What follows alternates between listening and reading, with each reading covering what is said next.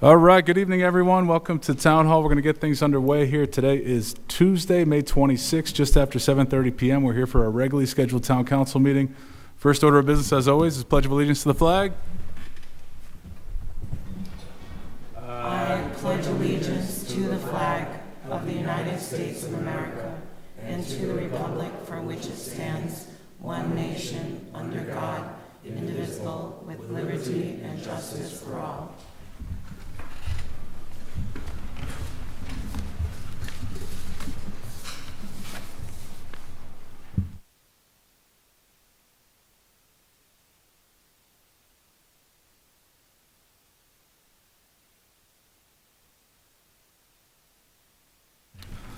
Next on the agenda is the land acknowledgement statement. The town of South Kingstown pays homage to the indigenous people and land in which the town is now located. Let this acknowledgement serve as a reminder of our ongoing efforts to recognize, honor, reconcile, and partner with the Narragansett tribe whose land and water we benefit from today. Next, we have the roll call. Council President McEntee. Here. Council Vice President Marin. Here. Council Member Bergner. Here. Council Member Alley. Here. Council Member Wedgemont. Here. All members are present. Thank you. It's going to bring us to item 3, approval of minutes of previous meetings. Do I hear a motion? Motion to approve item 3A, B, and C. Second. We have a motion and a second. Any discussion? All in favor? Aye. All right, that passes.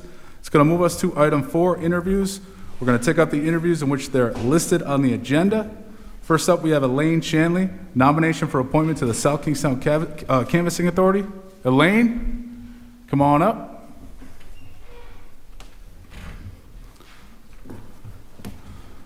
Up to the podium right there. We're just going to ask you click the button on the right to turn the microphone on. Thank you. The button on the right.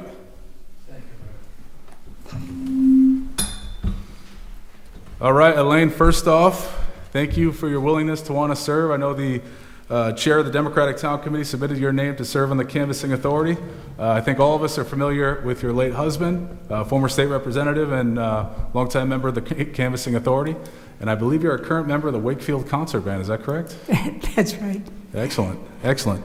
So this is an opportunity for us to hear from you, why you want to serve, why you think you'd be a good member, really anything you wish to say to the council. Go ahead. Well, it's always an opportunity to serve the community, which I look forward to. I love this community. And it's, as I say, my late husband had the position before, so I'm somewhat familiar with the position. And it's something that I feel that I'm qualified to do. Excellent. Any questions from council members for Elaine? All right, thank you. Thank you. I appreciate your willingness to serve. All right, you're all set? I'm all Now we're set. going to move to the next interview. Next up is Walter Allen Young Jr., nomination for appointment to the South Kingstown Canvassing Authority. Wally, welcome. Thank you. We all know you up here. And again, your name was put forth by the chair of the Democratic Town Committee. We all know you up here, very active in the community, a longtime board member of the Welcome House, also very active in the local Peacedale Congregational Church. So we appreciate your willingness to want to serve in the Canvassing Authority, but this is a good opportunity just to share anything you wish to, about yourself, why you think you'd be a good member, and why you want to serve. Go ahead. Well, we've lived here since 1986, and I really feel like it's time for me to do my part to help our community, other than selling pumpkins in October. Fair enough, Wally. You're not giving up the pumpkins, right? I know. Any questions for Wally? Thanks for stepping up, Wally. Thank you. Thank you, Wally. It's just very nice and helpful when you know both members who are applying for the position, either from their works in the community or you have a personal connection with some of them. So maybe that's why everyone's not asking you any questions, either one of you. All right, next up we have Shane Jones, application for appointment to the Bicycle Pedestrian Advisory Committee. Shane, welcome. We received your application, but this is a good opportunity for us to hear more about you, why you think you'd serve as a good member, why you're interested, and really anything you wish to tell us. Go ahead. I've been an avid cyclist in South Kingstown for the whole 15 years I've lived here, from my time as a student at Wakefield Elementary School to my current time now as a rising senior at the University of Rhode Island. I've seen where this town succeeds and where it has lacks in like the infrastructure for both pedestrians and especially cyclists now especially with the popularization of motorized bicycles and scooters. All right. Any questions for Shane? All right, thank you, Shane. Appreciate your willingness to serve. All right, last up tonight, we have Dennis Haggerty, application for appointment to the Affordable Housing Collaborative Committee. All right. Yeah, I'm applying to the Affordable Housing Collaborative Committee. I was here for the last meeting to apply for the planning board. I gave you some background in my experience as a planner, and I think I gave Emily a letter that explained that most of the work that I do for the town of Coventry is focused on affordable housing from a land use perspective. We did a housing needs survey there. I run the housing task force in that town. You know, a lot of the, both in work and outside of work, digesting the state legislation on housing is a major interest of mine. All right, thank you, Dennis. You certainly have some good experience that I think will lend well to the Affordable Housing Collaborative, so appreciate your willingness to want to serve. Any other questions up here? I just want to commend Dennis and say that he has been a very active member of our community, and I met him first at Belmont, and so he's one of our students that came up through our high school, and I know he's helped a lot with the pumpkins and Wally, and and you did your internship here when you were in college, and I just have followed your career, and I'm very proud of you. Thank you.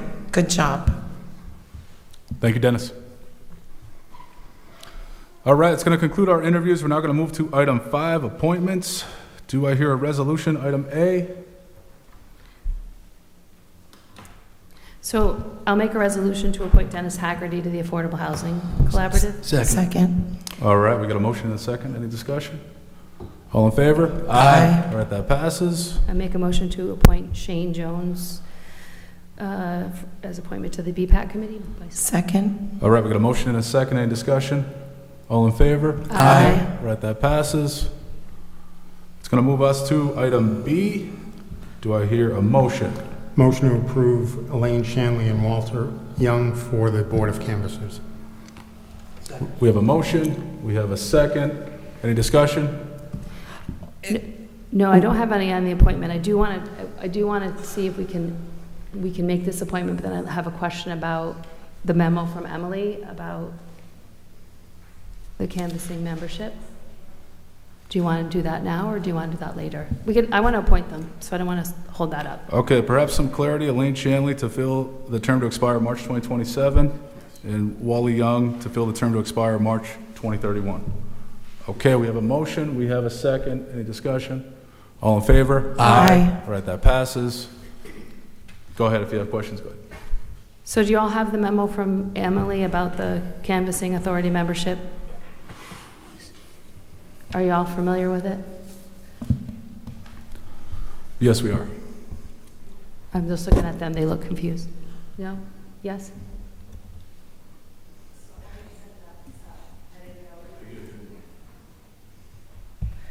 I hadn't sent it to the full town council, but I do have copies of it in front of me right now if you would like them. Oh, Sure, we'll take copies. you don't have it? Oh, sorry.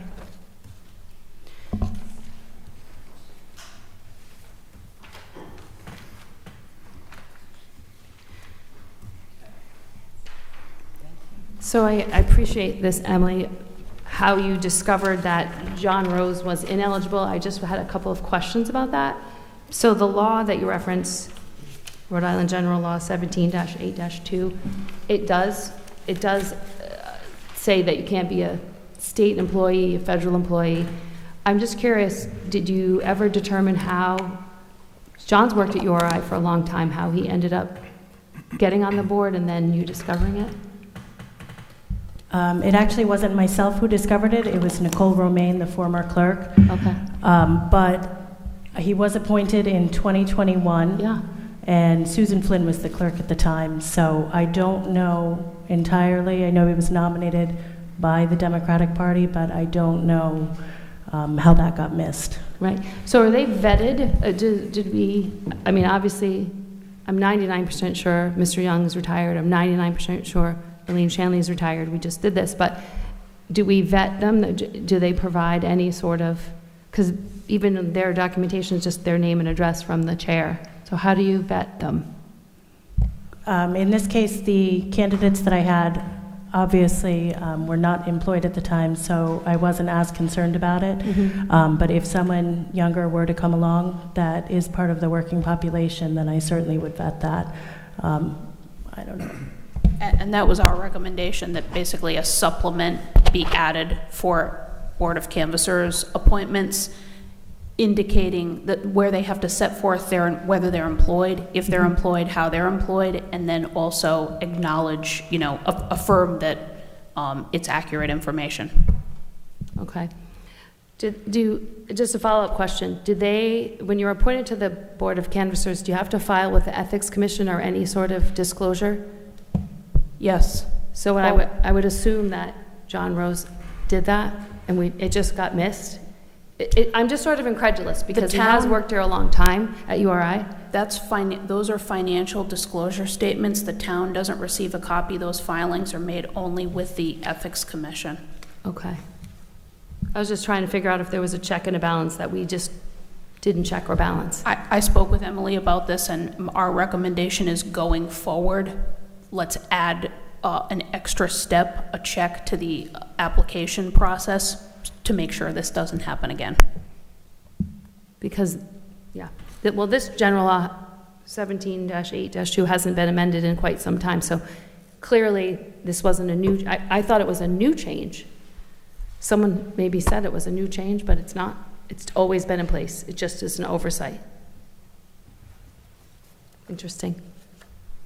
Well, I learned something. I think we all did. Thank you. Thank you for your time. All right, we're now going to move on to item 6, the consent agenda. Do I hear a motion? Motion to approve the consent agenda, item 6. Second. All right, we got a motion and a second. Any discussion? All in favor? Aye. All right, that passes.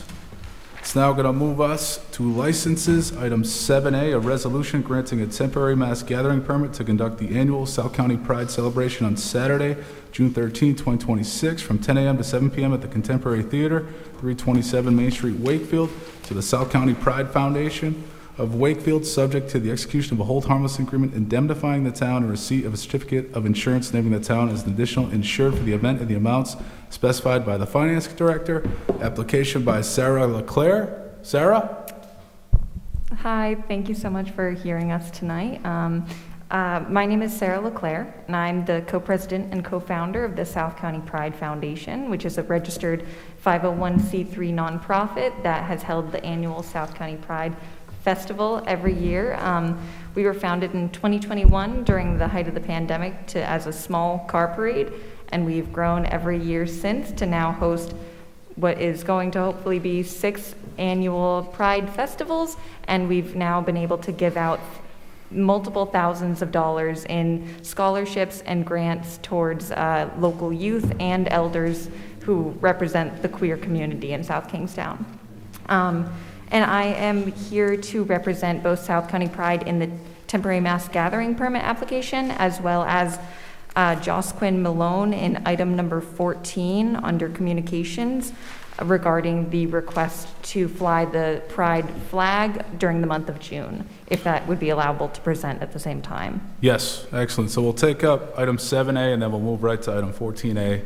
Get you out of here, one after the other. Great, thank you, I appreciate it. All right, go ahead. Oh, so the temporary mass gathering permit will just be for the 6th annual Pride Festival, which will be held on June 13th at the Contemporary Theater Company on Main Street.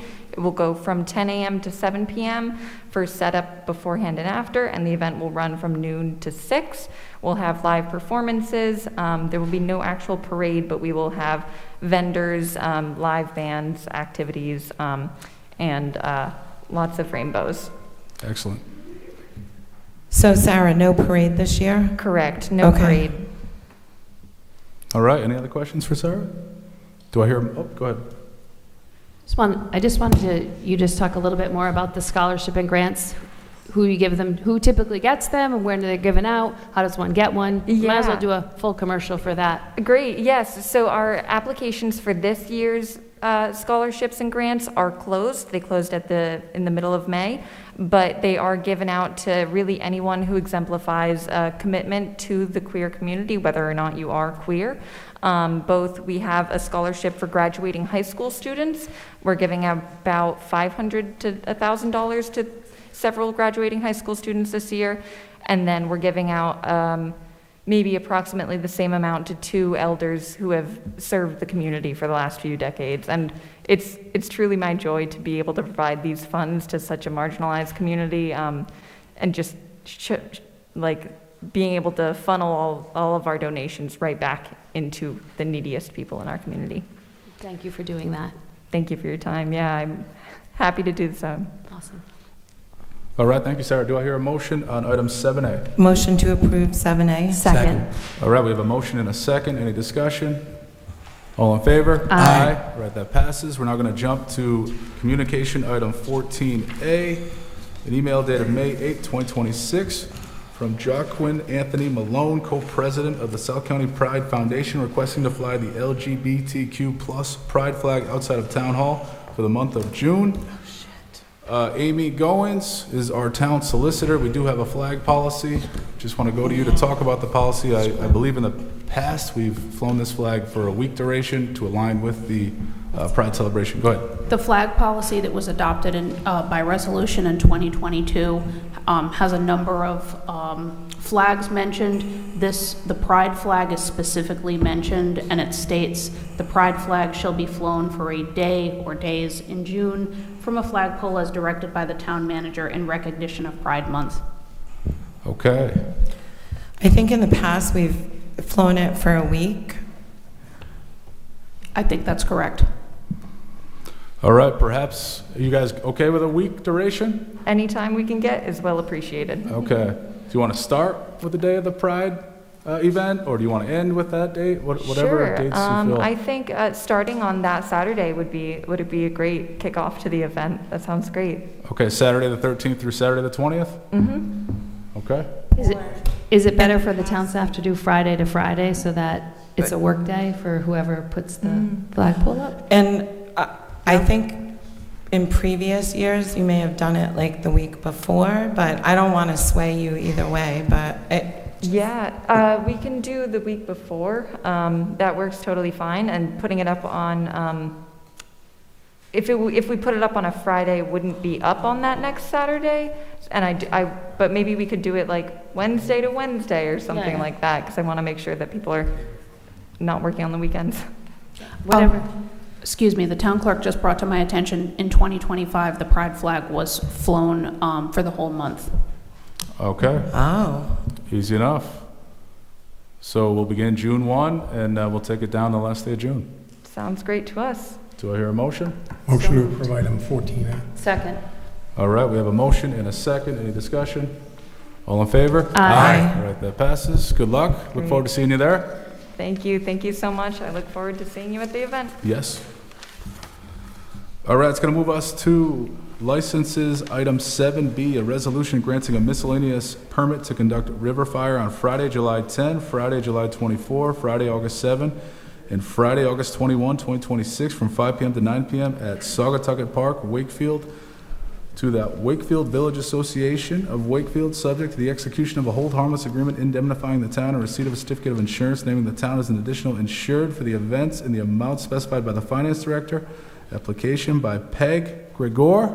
Yes. Hi, I'm the treasurer of the Wakefield Village Association, and this is Jen Knock, vice president, and Rebecca Cook, the president. So if we held the river fire events last year as well. We had 3 events. This year we're planning 4. We're moving them from Thursday nights to Friday nights, and keeping them to the months of July and August where the kids are out of school, because the intention of this is to be a free family event. So it'll be similar to last year, where we'll have music, we'll have vendors selling crafts, we'll have food trucks, we'll have some entertainment for the kids, like a bounce house. And anything more that you want to add? Anybody who would like to donate is welcome to go to the Wakefield Village Association website and give us a donation, because we're getting sponsorships to do these events. Also, I submitted a safety plan and a food safety plan. We'll have 2 policemen patrolling the park, similar to last year. We will have porta potties at the Wakefield, the elementary school parking lot. We will have, what else? Well, I think John will be talking about that, yeah. I think that's everything. All It's just right. a nice family night events. I look forward to getting down there. Are you looking for volunteers? Yes. Please. Yes. So we're feeling very fortunate this year, because literally last year it was like the 4 of us, and this year maybe there'll be 6 or 8 of us. Yeah. Well, I only ask because I often see on social media posts people are looking for volunteer hours for their high school student, for National Honor Society, and things like that. And while they're not in school, this might be a way to begin to accumulate some hours, and they would start the school better off. So it might be a connection you might explore. That is a great idea, thank you. Yeah, the thing I was going blank on was the rubbish, the trash. The Boy Scouts are actually going to do that for us, so you brought that back to my mind, yeah. All right. Do I hear a motion on this? Motion to approve item 7B. Second. All right, we have a motion and a second. Any discussion? All in favor? Aye. All right, that passes. Good luck. I look forward to getting down there this summer. Thank you. Thank you. Thanks. All right, it's going to move us to item C, a resolution granting Class F 19-hour beverage license to 323 Main Restaurant LLC, doing business as Birch and Bay Coastal Kitchen of Wakefield, for the River Fire events to be held on Friday, July 10, Friday, July 24, Friday, August 7, and Friday, August 21, 2026, from 5 p.m. to 9 p.m. at Saugatucket Park, Wakefield. Application by Shannon Brito. That's my wife, but she's Yep, not good to here see you today. again. I remember you here Yeah, at previous thanks. meetings. Appreciate it, yeah. But what's happening here looks like a good thing, sort of Yeah, we're combine trying to, this with the River Fire events, but go ahead. Yeah, sorry. We're trying to, make the event a little more fun, so to speak, and listening to the prior year, because we attended last year, we served food, as you may remember. And one of the feedbacks that we received was, people would like to enjoy a glass of wine and a beer while they watch the bands or whatever. So working with the, association, we thought it'd be great to partner with them and see how it goes, and hopefully, if it's successful, we'll continue doing it every year. Excellent. Yep. All right. Any Motion questions? to approve item 7C. Second. All right, we have a motion and a second. Any discussion? Awesome. All in favor? Aye. All right, that passes. You're all Good set. to go, right? Because the last few times I... Good to go. Yeah. Good. Thank you. Take care. All right, before we get to public comment, we are going to move up new business item 11A, which relates to the progress on the Brave Men As Ever Fought Companion Memorial Initiative. I'm going to turn this over to Town Manager Jim Manny. Thank you. Approximately a year and a half to 2 years ago, Sharon Henderson came into my office with a concept that she wanted to commemorate the bravery of the 1st Black Regiment, which is made up of black soldiers and indigenous people from the Revolutionary War. She's very passionate about it, and she had some great ideas, but we corralled a lot of those ideas and brought it to the 250th Committee.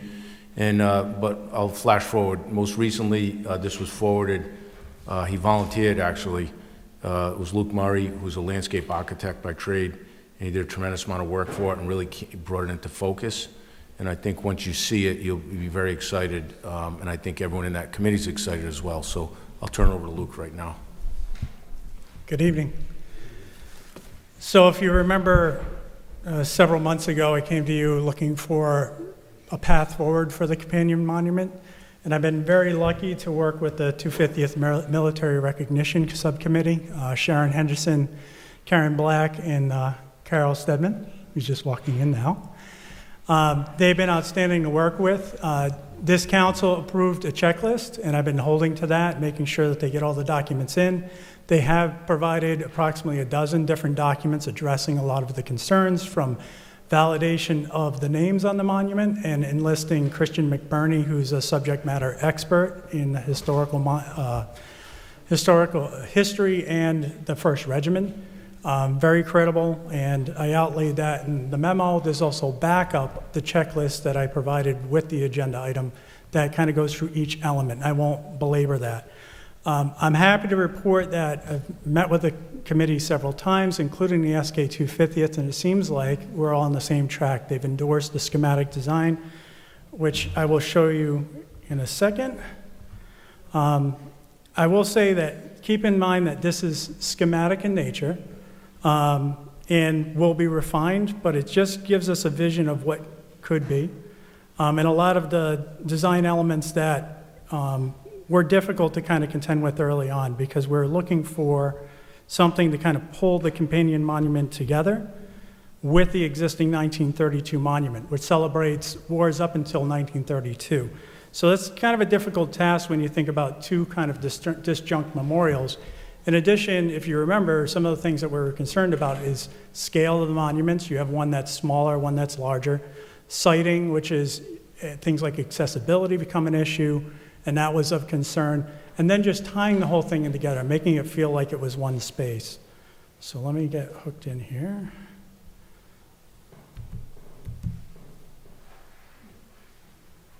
Oh, apologies.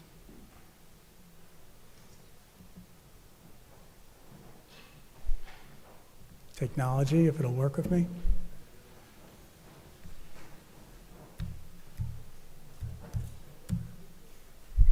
All right. So it comes with music, so I'll go ahead and lower the microphone here.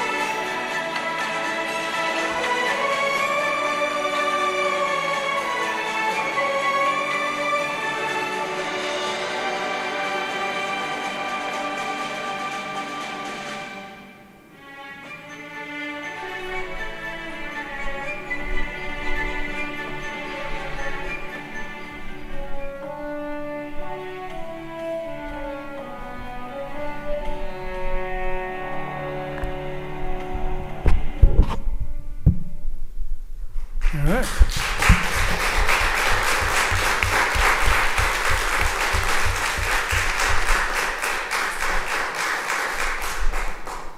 So hopefully you liked it. It's been an honor to work on this. I've kind of got to flex the muscle I haven't done in a while, which is getting back to design work. I really liked it. I've done multiple veterans memorials, and obviously you all know my background. I am a veteran myself. But I have to give true credit to the committee. This is something that Sharon has stuck with and the whole group. The intent of the memorial and the original memorial she came up with is in here. So that plinth, that an individual monument to the 1st Regiment, is a part of the larger whole. The whole incorporates everything. The goal here is to do the initial memorial, and as you can imagine, the cost on this, which I haven't done a cost estimate yet, but it's going to be substantial, and I imagine it's going to take quite a bit of effort and donations. They've set up a separate nonprofit for that specific purpose. I've been talking to them about that. That's the Friends of South Kingstown Historic Cemeteries, Monuments, and Memorials Committee. And they've already raised a substantial amount of funds, an $8,000 legislative grant, a $10,000 personal donation, and I know that they're looking for individual donors, corporate donors, et cetera, to get this done. I've talked to them about phasing. So I don't want the great to be the enemy of the good here.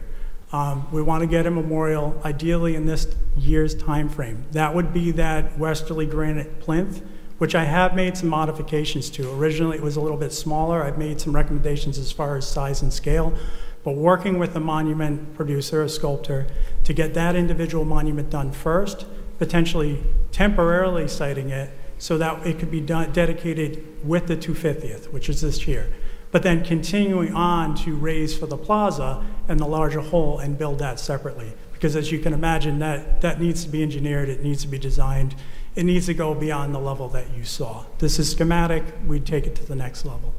So really what we're seeking tonight, and I'll turn it over to Sharon and the group who are back here, is approval for the schematic that you just saw. What they would like to do is put this out. They have an event on June 27th that they're bringing things together, and they would like to display these images and the video. I will have some boards that will be made up to try to both fundraise and continue to gather support for the design.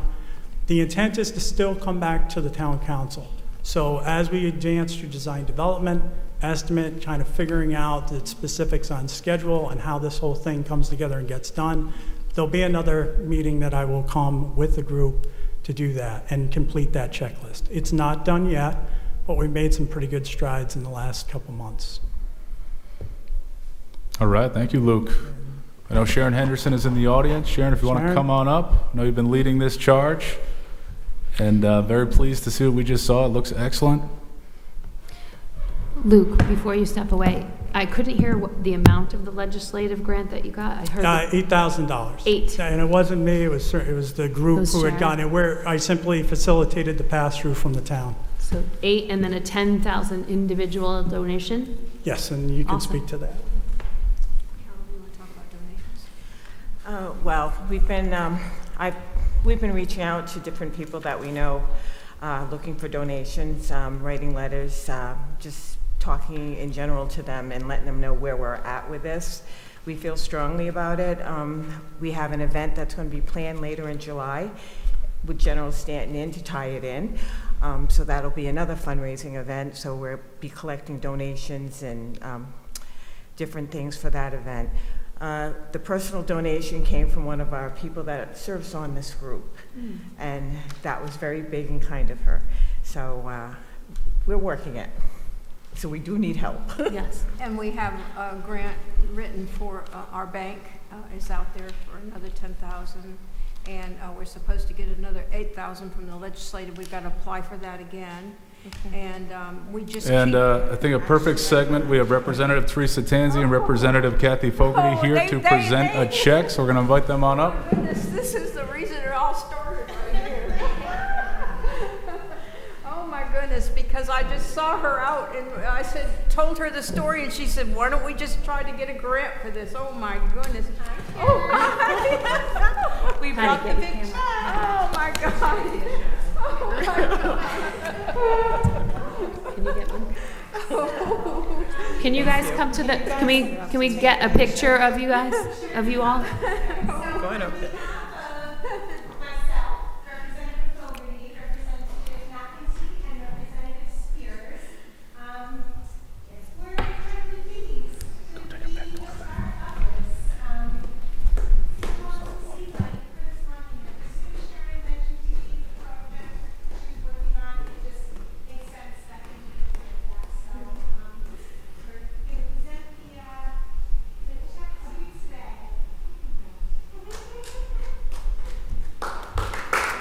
Thank you, thank you.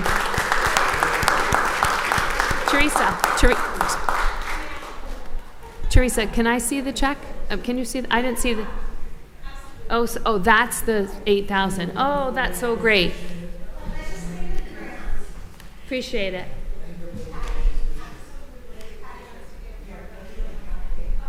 I had no idea.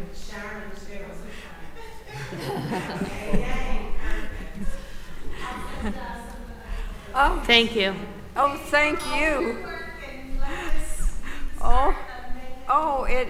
Believe me, this is, you can see what he's done. I mean, my goodness, I just want to thank the town council and administration for recognizing this educational, effort that we're going to have, this initiative, and supporting the June the 27th commemorative event also. And we deeply appreciate that collaborative spirit that's helped move this project in a thoughtful and historical, respectful manner. And as we prepare for South Kingstown's role in the national semi-quincentennial observance. And I'd like to thank particularly Deputy Town Manager Luke Murray, as the Brave Men As Ever Fought Companion Memorial Initiative continues to move forward. Thank you, Luke. And I know you know that when I first saw this, I cried. I literally cried. And so this is just a dream I have. I have a family. There's people in this town. I want to revive and recognize the fact that they're not lost all the way back to the Revolutionary War, and we're one of the few places that has monuments to this. So if we just keep going and we turn it into something like this, it's like, ooh. Anyway, so thank you very much, everybody, and everybody has helped me. The sitting up there on that council bench, I guess you call it. Every one of you has helped me in some way. Thank you very much. Sharon, the way that this is presented, that this would be at home in Washington, D.C., certainly much more so than what we see now. So Yeah. thank you. Thank you. Thank you, Sharon. I just wanted to say, I'm so proud that the cohesion of the project, Carol, the entire team of volunteers that you have behind you, started with an idea and to correct a long time wrong. And what Luke showed us tonight, man, that's going to shine and be a part of this amazing history we have here. So, congratulations.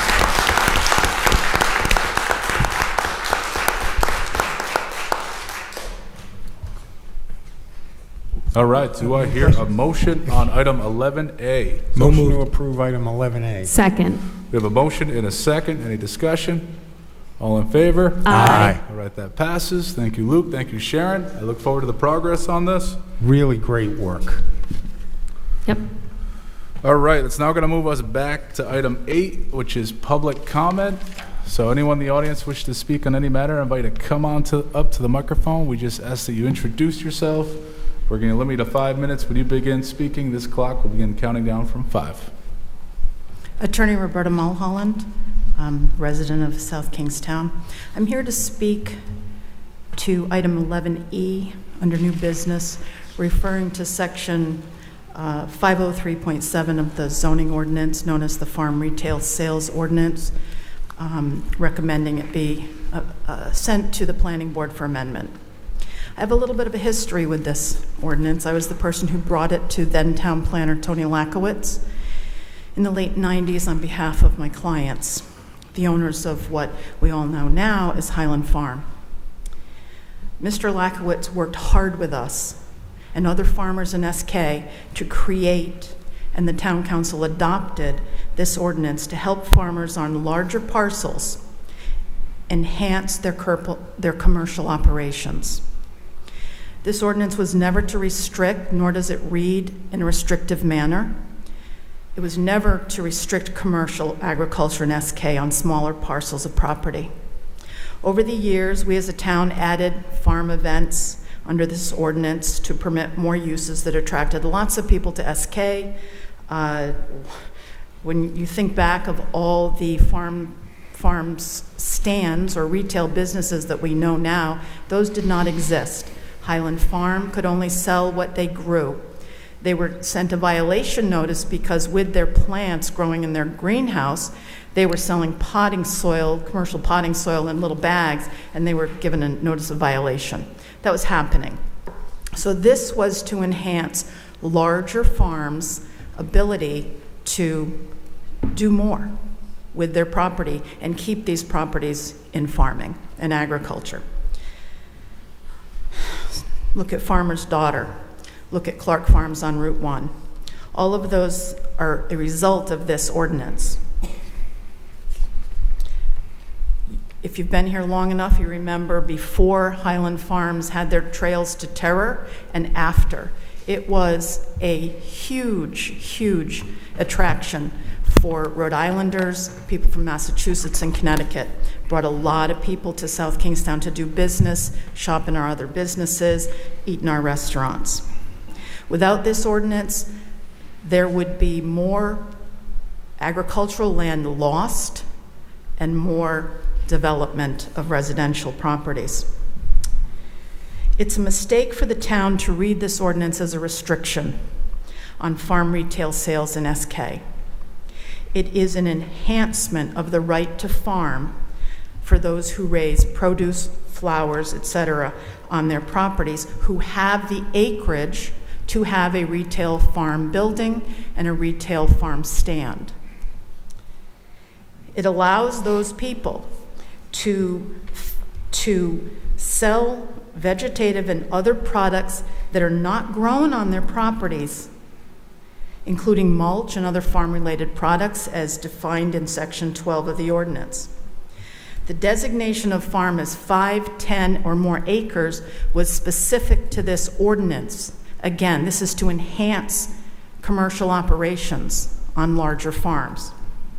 In no way does this ordinance negate the right to have a commercial agricultural operation on less than 5 acres. We have a right to farm in this state, and we have been known as a right to farm town.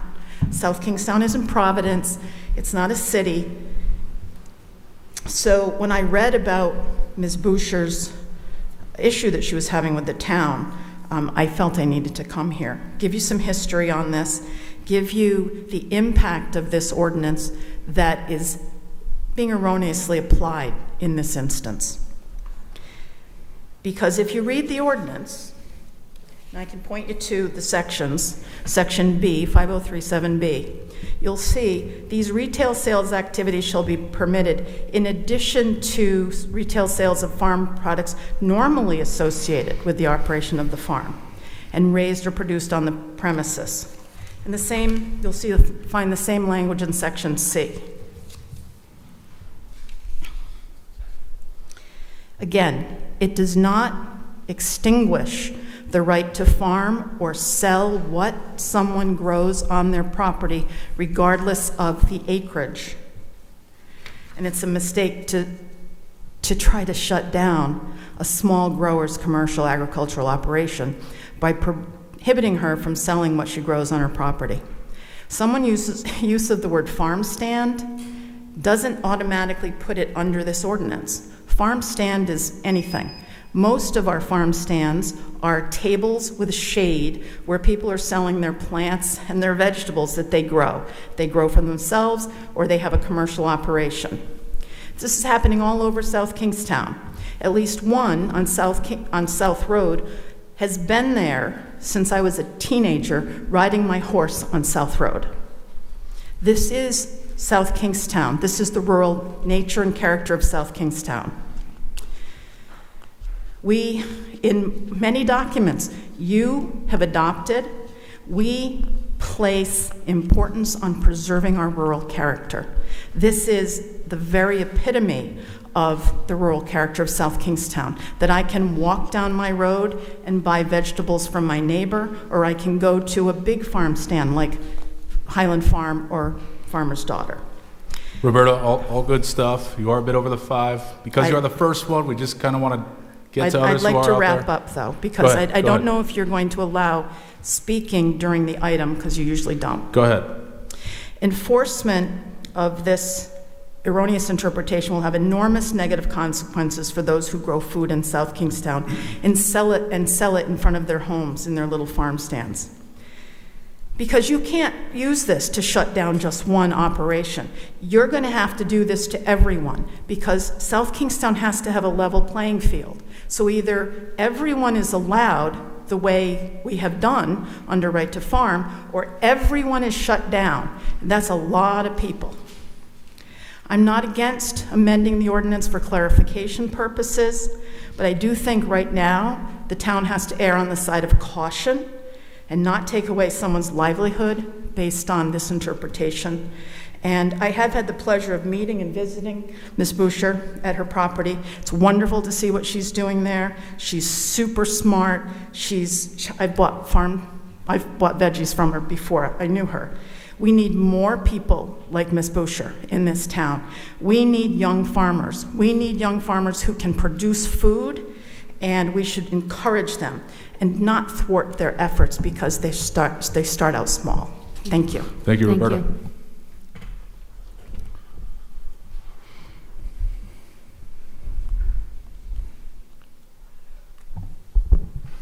Hi, Chris Slatney, Tucker Ave. I'm here to talk about Kersey Road.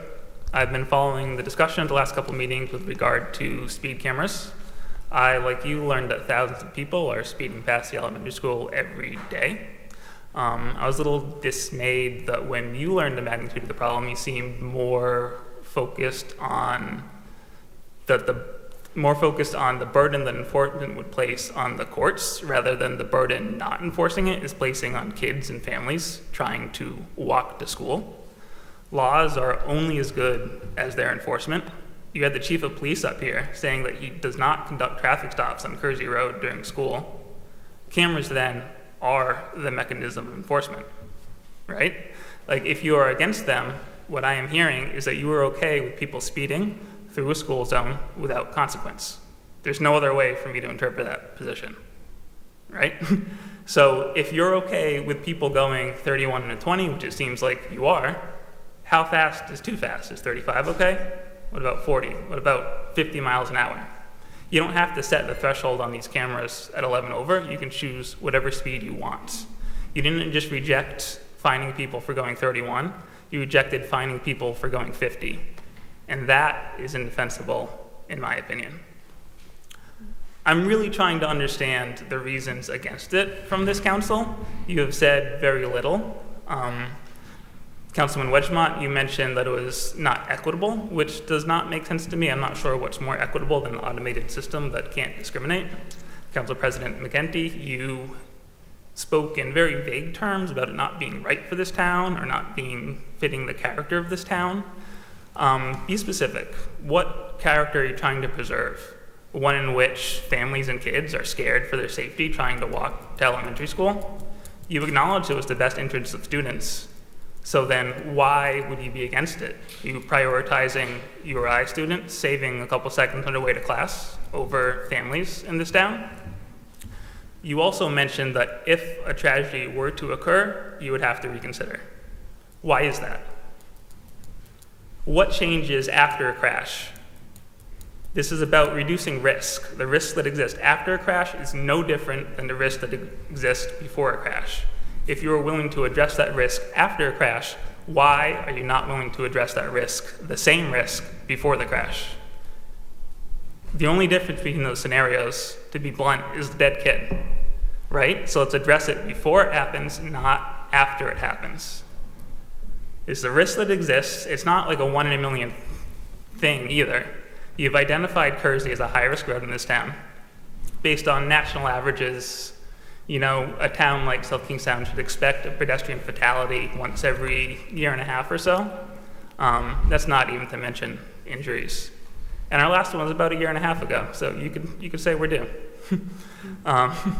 Maybe what you were trying to say is that enforcement isn't your preferred mechanism of reducing speeds, in which case I would completely agree. Let's do something, let's change the design of the road. Councilwoman Alley, you mentioned speed bumps. I don't think speed bumps are right, but there are speed humps, there are speed tables, there are speed cushions. There is certainly a solution that's right for Kersey Road. It should be an easy job for an urban planner or a transportation engineer.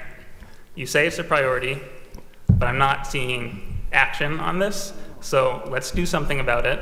And whatever you do, is separate from the enforcement. Enforcement's still necessary, and there's no reason why you shouldn't be enforcing speeding on this road right now. Thank you. Thank you. Thank you for saying that. Chris, I felt last meeting, I was puzzled why there wasn't interest in pursuing it. I mean, the school committee brought it forward as a recommendation. It didn't make any sense to me. Like you outlined, there were some very confusing comments that were head scratching to me. I actually said, what am I missing? This sounds like a very smart idea to protect children. So I'm hoping that because we didn't take a vote on it, if we take a vote and it failed, there would be no way for the person who supports it to bring it back. So the only positive is a vote has not yet been taken, so it can be brought forward, revitalized, and then reconsidered. I'm hoping that with your passionate persuasion speech tonight, that maybe you've persuaded people to take a closer look at this, because I think the speed zones during school years, during the 180 days of the school year, in a very limited time frame, makes sense to protect children, right? If there's 8,000 cars, it's not just Kersey Road, it's Broad Rock, it's Matuna Schoolhouse Road, it's all around the high school. Oh, I don't know. So we have a speeding problem around school zones. We need to address it, and I think I want to say thank you for coming and speaking passionately and supporting the idea, because maybe you've changed some minds. I'm hoping so. Thank you. Thank you. And if there's a good argument against it, I'd love to hear it. Me But too. I think you owe us that, at the least. I agree. Thank you.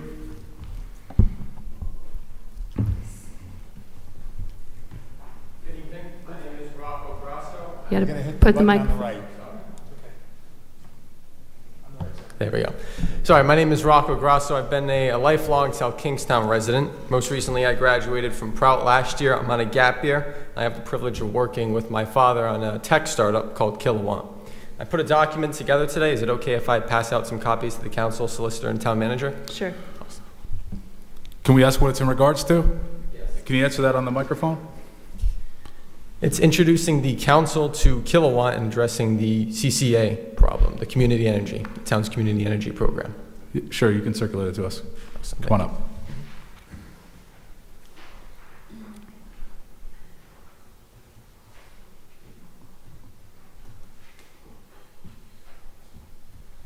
Thank you.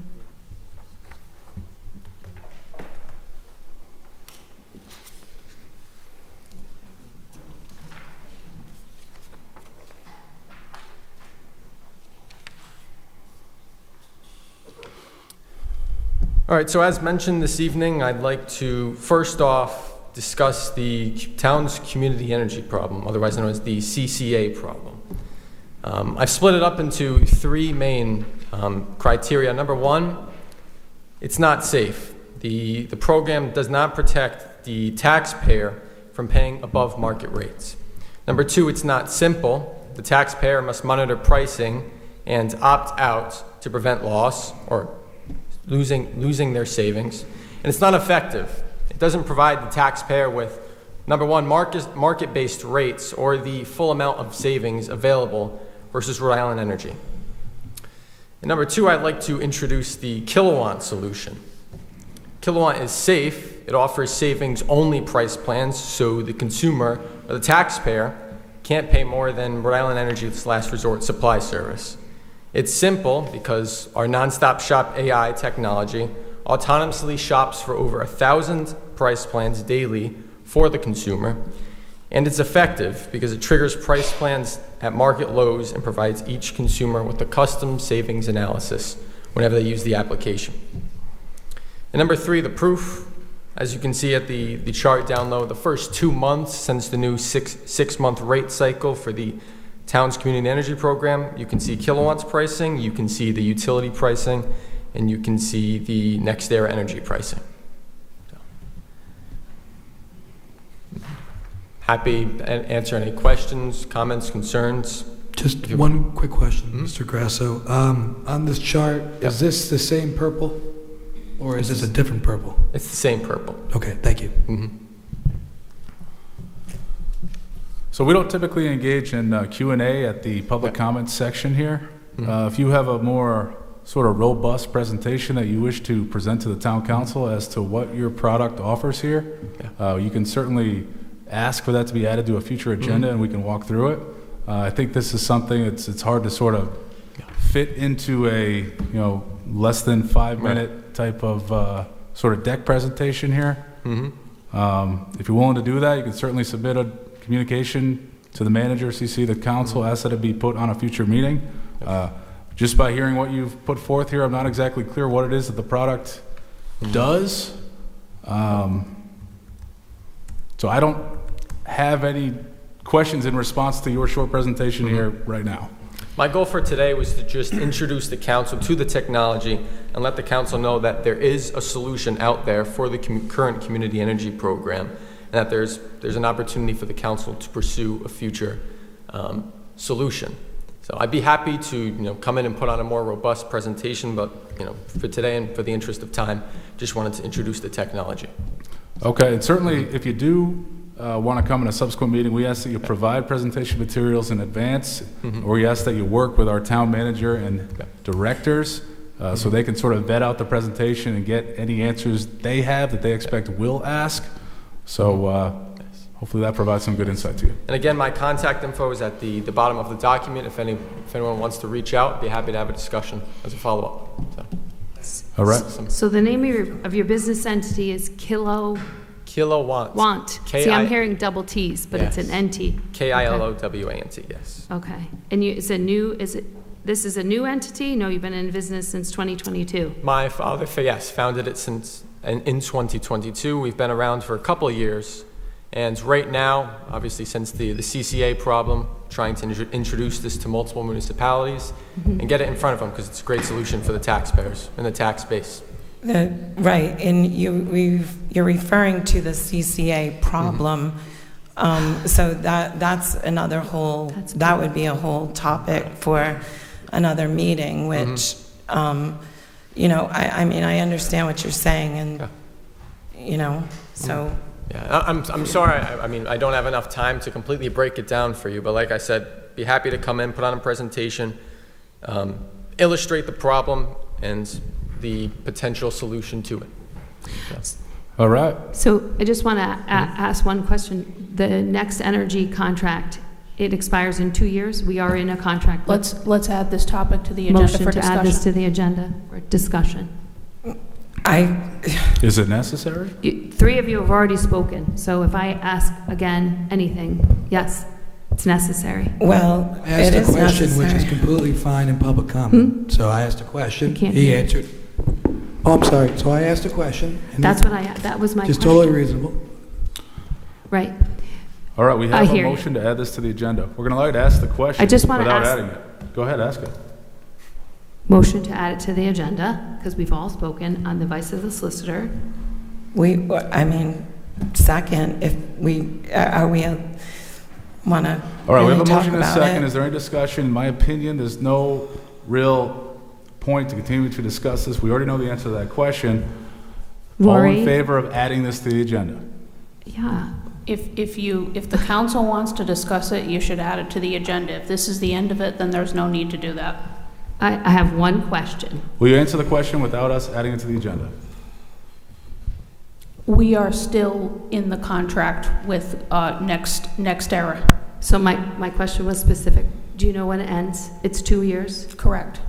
I wanted to say that to the community because he's presenting an alternative option which we couldn't engage in because we're still under contract.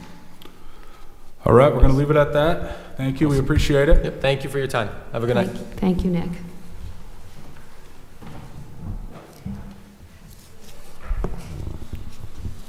Mr. President and members of the South Kingstown Town Council, my name is Dora Vasquez-Hellner, Army veteran, resident of Ashway. I am here today presenting this testimony in support of small farmers and specifically seeking clarification to 11E that is on your agenda regarding right to farm. Since 1945, Rhode Island has lost over 80% of its farmland, dropping from approximately remaining today.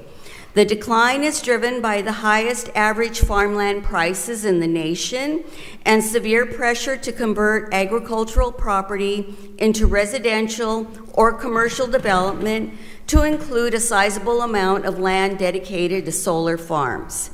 With this challenge, our state has experienced an influx of small farmers who have answered the call to practice sustainable farming and provide locally grown produce to our community. These small farmers sell their goods at local farmers markets, farm stands, and farmers co-ops, which allows the consumer to track the origin of said products.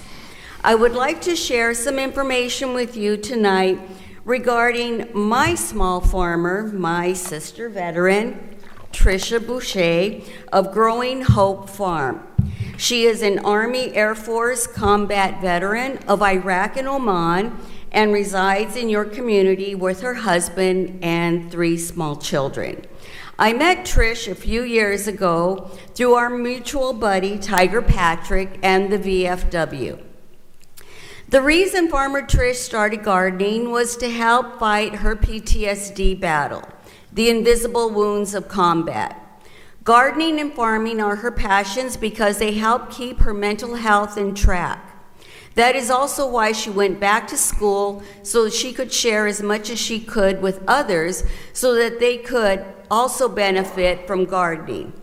This veteran holds 2 degrees, a Bachelor of Arts in Psychology, along with a Bachelor of Science in Plant Science, Sustainable Crop Production from URI. She is also a graduate of the URI Master Gardener program. For the past few years, Trish has led the Boots to Bushels program, a market garden training program held through URI Cooperative Extension. It is designed for beginning farmers, veterans, and family members from across New England, and especially caters to veterans who are considering farming as a new career choice. Her commitment to teaching and farming is second nature for her. She developed Growing Hope Farm to a community-supported agricultural program which delivers farm produce and cut flowers to subscribing families. My husband and I have subscribed to her CSA for the past few years. Each delivery is like Christmas morning, as we open our basket and are greeted by beautiful heirloom produce that comes directly from Growing Hope. As CSA members, we also have the option to donate funding for delivery of produce to local veterans experiencing food insecurity, which we have also supported to further serve our community. These small farmers are now under pressure and attack from local governments who are trying to shut down their farm stands, which includes Farmer Trish. These small farms help feed our communities, create jobs, increase local food access, and therefore deserve the same support and respect as all farmers, regardless of their acreage. I will also state Growing Hope also sells at different area markets. A few weeks ago, the farm participated in the annual Westerly Garden Market. Trish gladly engaged with numerous customers as they asked different questions regarding her plants. This is yet another demonstration of how this veteran continues to serve her community. Growing Hope Farm will not only grant citizens who have a desire to farm, but will also provide a wider variety of produce that has been locally grown for our community. Your favorable vote in clarification on 11E will allow Farmer Trish, our combat disabled veteran, pursue her dream of farming and providing nutritious food to our community. Thank you. Thank you.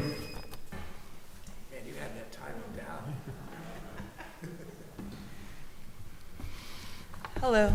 Thank you for allowing us time to speak tonight.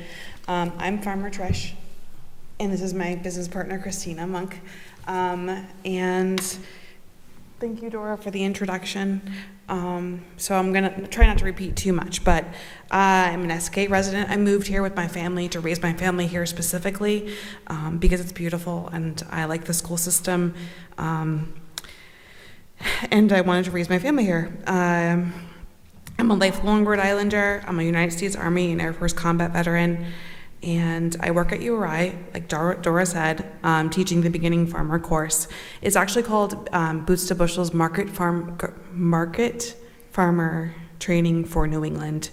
And we specifically teach to people who are growing on less than 5 acres. Anyone is welcome to come, but we really hone down on the skills required to grow on small acreage. So I'm also the founder of Growing Hope Farm, where we grow and sell sustainably produced, vibrant produce and cut flowers for our community.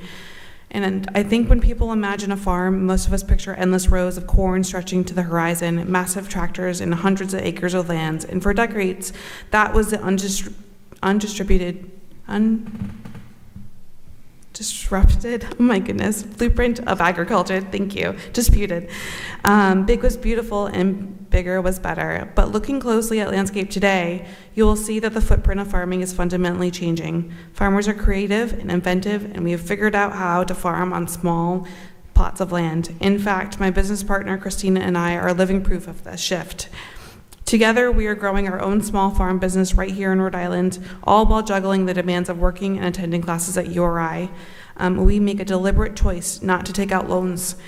We are growing our business slowly. Instead, we are growing sustainably on the land that I live on, and we're trying to make careful financial choices, which include using as much of our land as possible to grow intensively. Ultimately, we're trying to be good stewards of land and provide sustainable, healthy produce to my family and then also our community. And this hands-on approach brings us right into the heart of market gardening movement. There are ultra-small, highly productive farms, often micro-scale to just 1 or 2 acres, and sometimes less, in my situation, about half an acre. And we're moving away from massive monocultures. Modern farmers are proving that you don't need vast territories to feed a community. Through highly specialized, intensive growing practices, a single acre can produce a staggering amount of food. And we do this through good ecological practices. We use crop rotation, we maximize our space, we avoid heavy machinery, and we're using a lot of hand tools. And most importantly, the shift is driven by a dual commitment for sustainability. We work with nature, not against it. We prioritize soil health, minimize synthetic chemicals, boost biodiversity. We cut down on the food miles required to get your dinner to your plate. And we are also bypassing large global supply chains, which allow us to keep more money in our pockets and also money in the community. I'm going to skip ahead a little bit. Another thing that our farm stand allows us, actually, I want to talk a little bit off of my script, but my farm stand started at Rodman Street because I was growing food for my family, mostly during COVID, and I found I had extra. So I just set up a little table outside with some plants that I had grown, and also a sign that was like, take what you need, give if you can. So it was a donation honor system, and I found that there was always more money in the box than I anticipated. I would put out, zucchinis and things like that. And but I also know that there are people who come by and take what they need when they need it. And we had a gentleman stop by recently, the guy with the dog and the little cart. And so he takes, he takes a couple things here and there. We get to talk to our neighbors, and they express how much they love our fresh food, and they love our little stand, and they love our vibrant flowers. And so I think that this bill, like was said before, was maybe a mistake, in that when the town told me to take my farm stand down within a day, that they were maybe reading the wrong zoning rule. I'm not sure. I just would like it to be addressed so that small farmers like me can have our little farm stand and help grow our small businesses and be part of our community. Thank you. Thank you. And congrats again on your reward yesterday, and thank you for your service. Thank you. All right, anyone else in the audience wish to speak? I invite you to come on up. We're going to do one last speaker, then we're going to move to the public hearing sections, then get through new business. And if you hadn't had a chance to speak yet but wish to, we're going to have another section of public comments. We just ask that you hang tight. Hi, glad to be here. My name's Linda Donosky Smart, and I've lived in South Kingston for about the last 50 years. I love South Kingston, and part of it, that what I love about it so much is there's still so much open space. I know those statistics are certainly challenging about what small acreage we still have in terms of growing in South Kingston. But still, somebody shows up like Trish. I live very close in that neighborhood, and I can't believe the difference in the quality of how people interact around this, because very often people will go over, see what she's building, see what they're farming, see what's in the stand. And Peacedale is a unique community. This is such an addition to where we live and the community there. So, and everybody loves it. Everybody I talk to in that community loves this farm stand and loves the fact that we have a little farm right at the end of my street. And a lot of other people do too. So consider that very strongly. It's a really important. It's a really important thing, the nature of community and what they hold important, and the fact that the town responds to that. So that's all I have to say. Thank you. Thank you. All right, we're now going to move to item. Wish to speak. All right, we'll do one more. And as I had said previously, after this last speaker, we're then going to move to public hearings, new business, move through rather quickly. There'll be another segment for public comment, so if anyone hasn't had a chance to speak yet but wishes to, I invite you to hang on tight. Welcome. Hi, I didn't plan on coming up here this evening. I'm here for the monument. However, I have to say my 2 cents.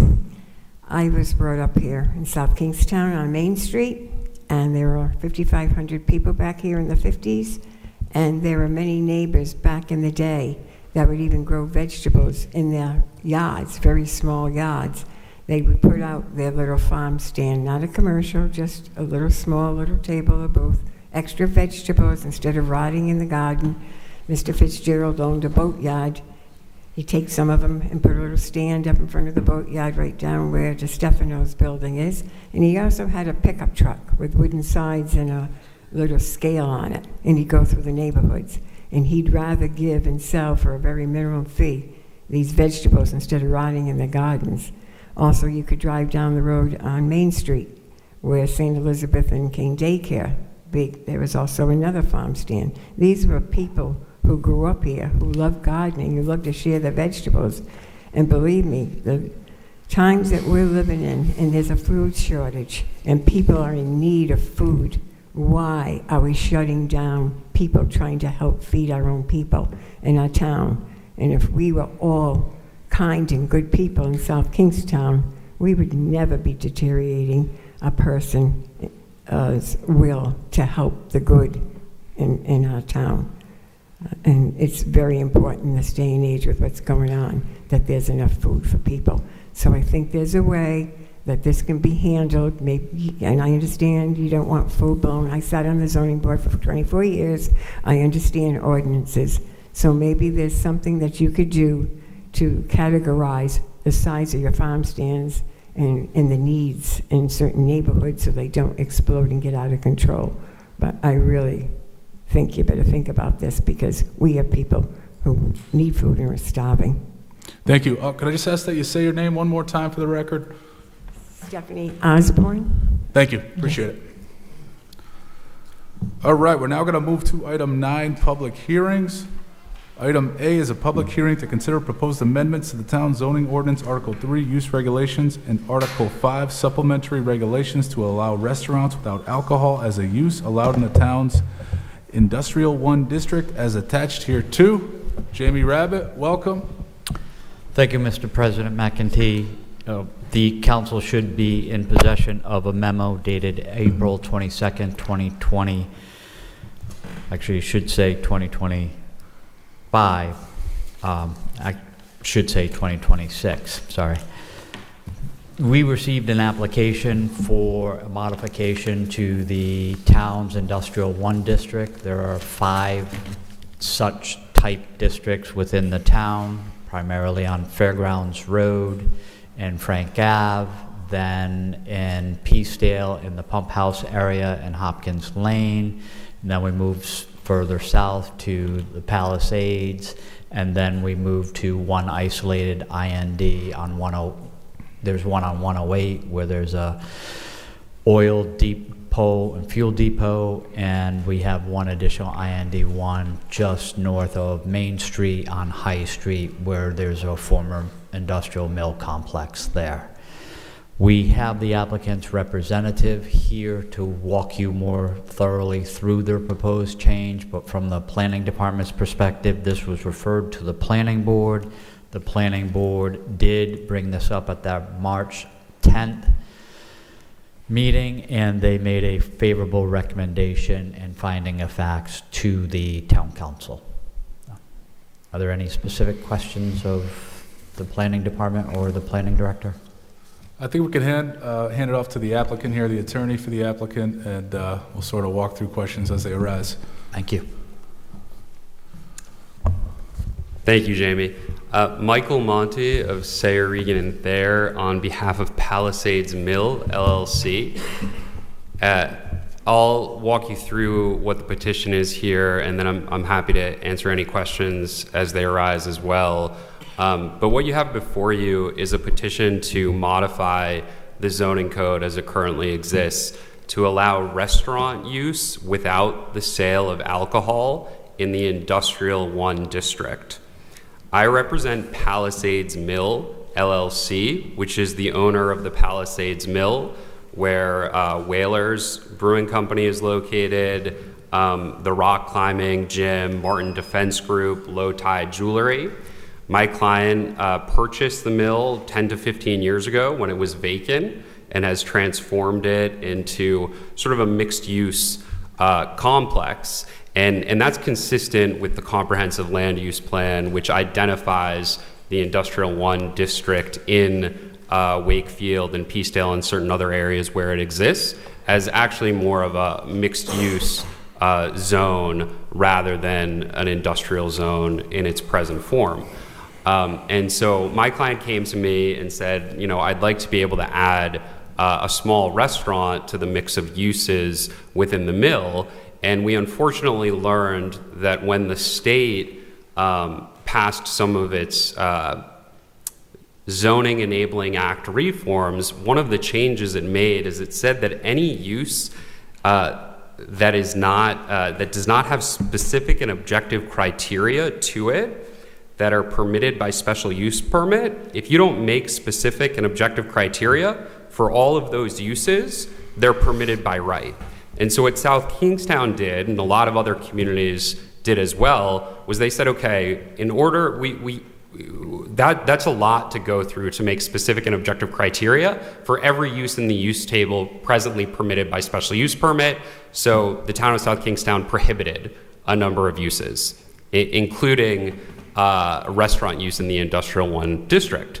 So prior to 2023, this was actually permitted by special use permit, and our application is to make this permitted once more by special use permit. And we've come up with the list of specific and objective criteria for the zoning or planning board under unified review to evaluate a future application. So you can see in our material, we're requesting that Industrial 1 allow a restaurant without the sale of alcohol, that the restaurant be 2,500 square feet or less. For some context, a sort of bigger box restaurant like an Applebee's, for example, is 5,000 square feet. So this is not a large chain type restaurant. It's a small potential restaurant. We've also included other criteria within the special use permit criteria to be sensitive to any surrounding residential or residential properties or residentially zoned properties, to consider waste storage and dumpsters and parking. So we've tried to be very thoughtful about what the specific and objective criteria would be. We've put that to the planning department, met with them, got their feedback, went to the planning board, and we got a unanimous recommendation that it is consistent with the comprehensive land use plan and consistent with the purposes of zoning. So if you approve this request to amend the zoning ordinance, which is really just to revert it back to what it would have looked like in 2022 with the specific and objective criteria, you'd be doing something that is consistent with the comp plan and with what, you know, the documents of the town of South Kingstown request for this particular zone. That's what it looks like. I'm happy to answer any questions. All right, I got a few questions for you. Yes. I sort of want to break this down a little bit so we can understand it. Absolutely. When it's referenced here, allow restaurants without alcohol as a use in industrial 1 zones. So right now, as the regulations are written, a restaurant is not permitted in any industrial 1 zone? That is correct. Prior to 2023, they would have been permitted by special use permit. However, because the state issued a law that said, if permitted by special use permit, you must have specific and objective criteria. If you don't, it's permitted by right. So what South Kingstown did at that time, Jamie can speak to this, is a number of uses in the use table. The community just said, for now, we're prohibiting them because we don't know what appropriate, specific, and objective criteria would be. In this amendment here, this would allow for this restaurant without alcohol as of use in this industrial 1 zone via special use permit, and this regulation sets out the criteria by which a special use permit is granted with respect to that? Correct. Okay. Now, when we say restaurant without alcohol as a use, and that's just like, sounds foreign to me. Mm-hmm. That's because the zoning code in South Kingstown breaks those into 2 different categories. And there's actually a whole host of other criteria that apply for any restaurant that does sell alcohol. So the zoning code already makes that distinction. So this is specific to restaurants without alcohol?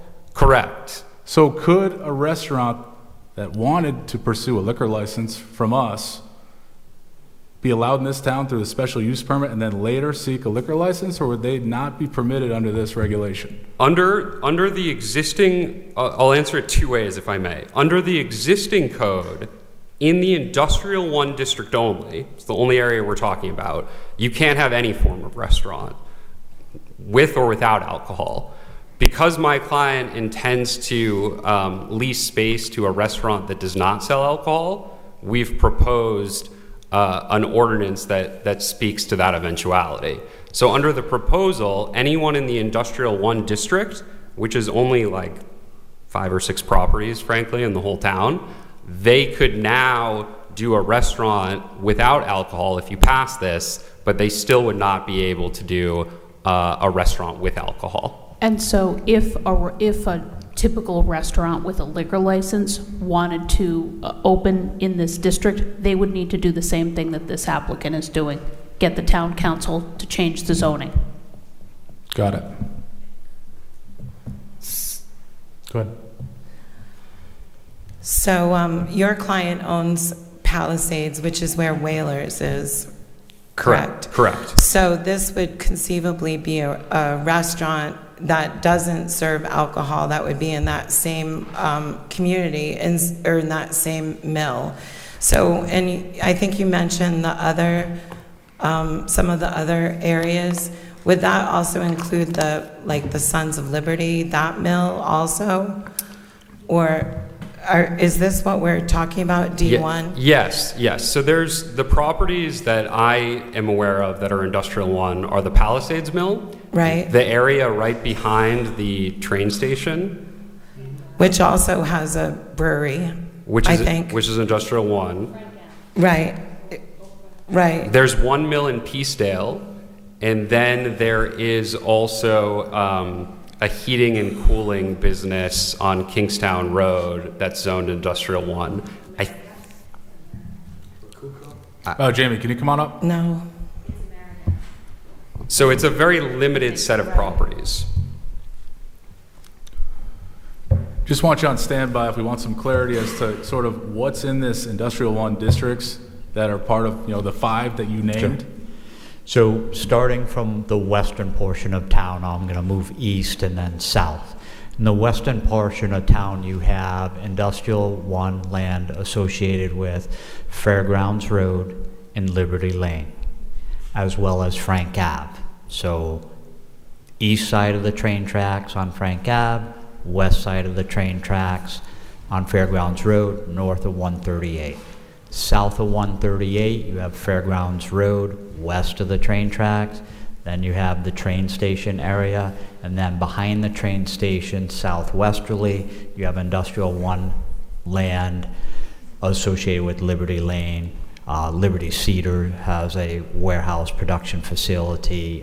Cakes R Us also has a manufacturing production facility there, and there are a few smaller isolated properties there. Heading east, you on 138 turn south on Route 108, and you have an isolated property which has a heating business on the west side of 108, kind of between URI and Peacedale. In Peacedale, north of the Rotary and the pump house area, on the east side of 108, the mill complex there is Industrial 1, and then on Hopkins Lane, there's also an isolated property that's Industrial 1 also. When we come into Peacedale proper, you have the Palisades Mill, the Railroad Ave area, and then south of Church Street, you also have the mini storage, which is IND1.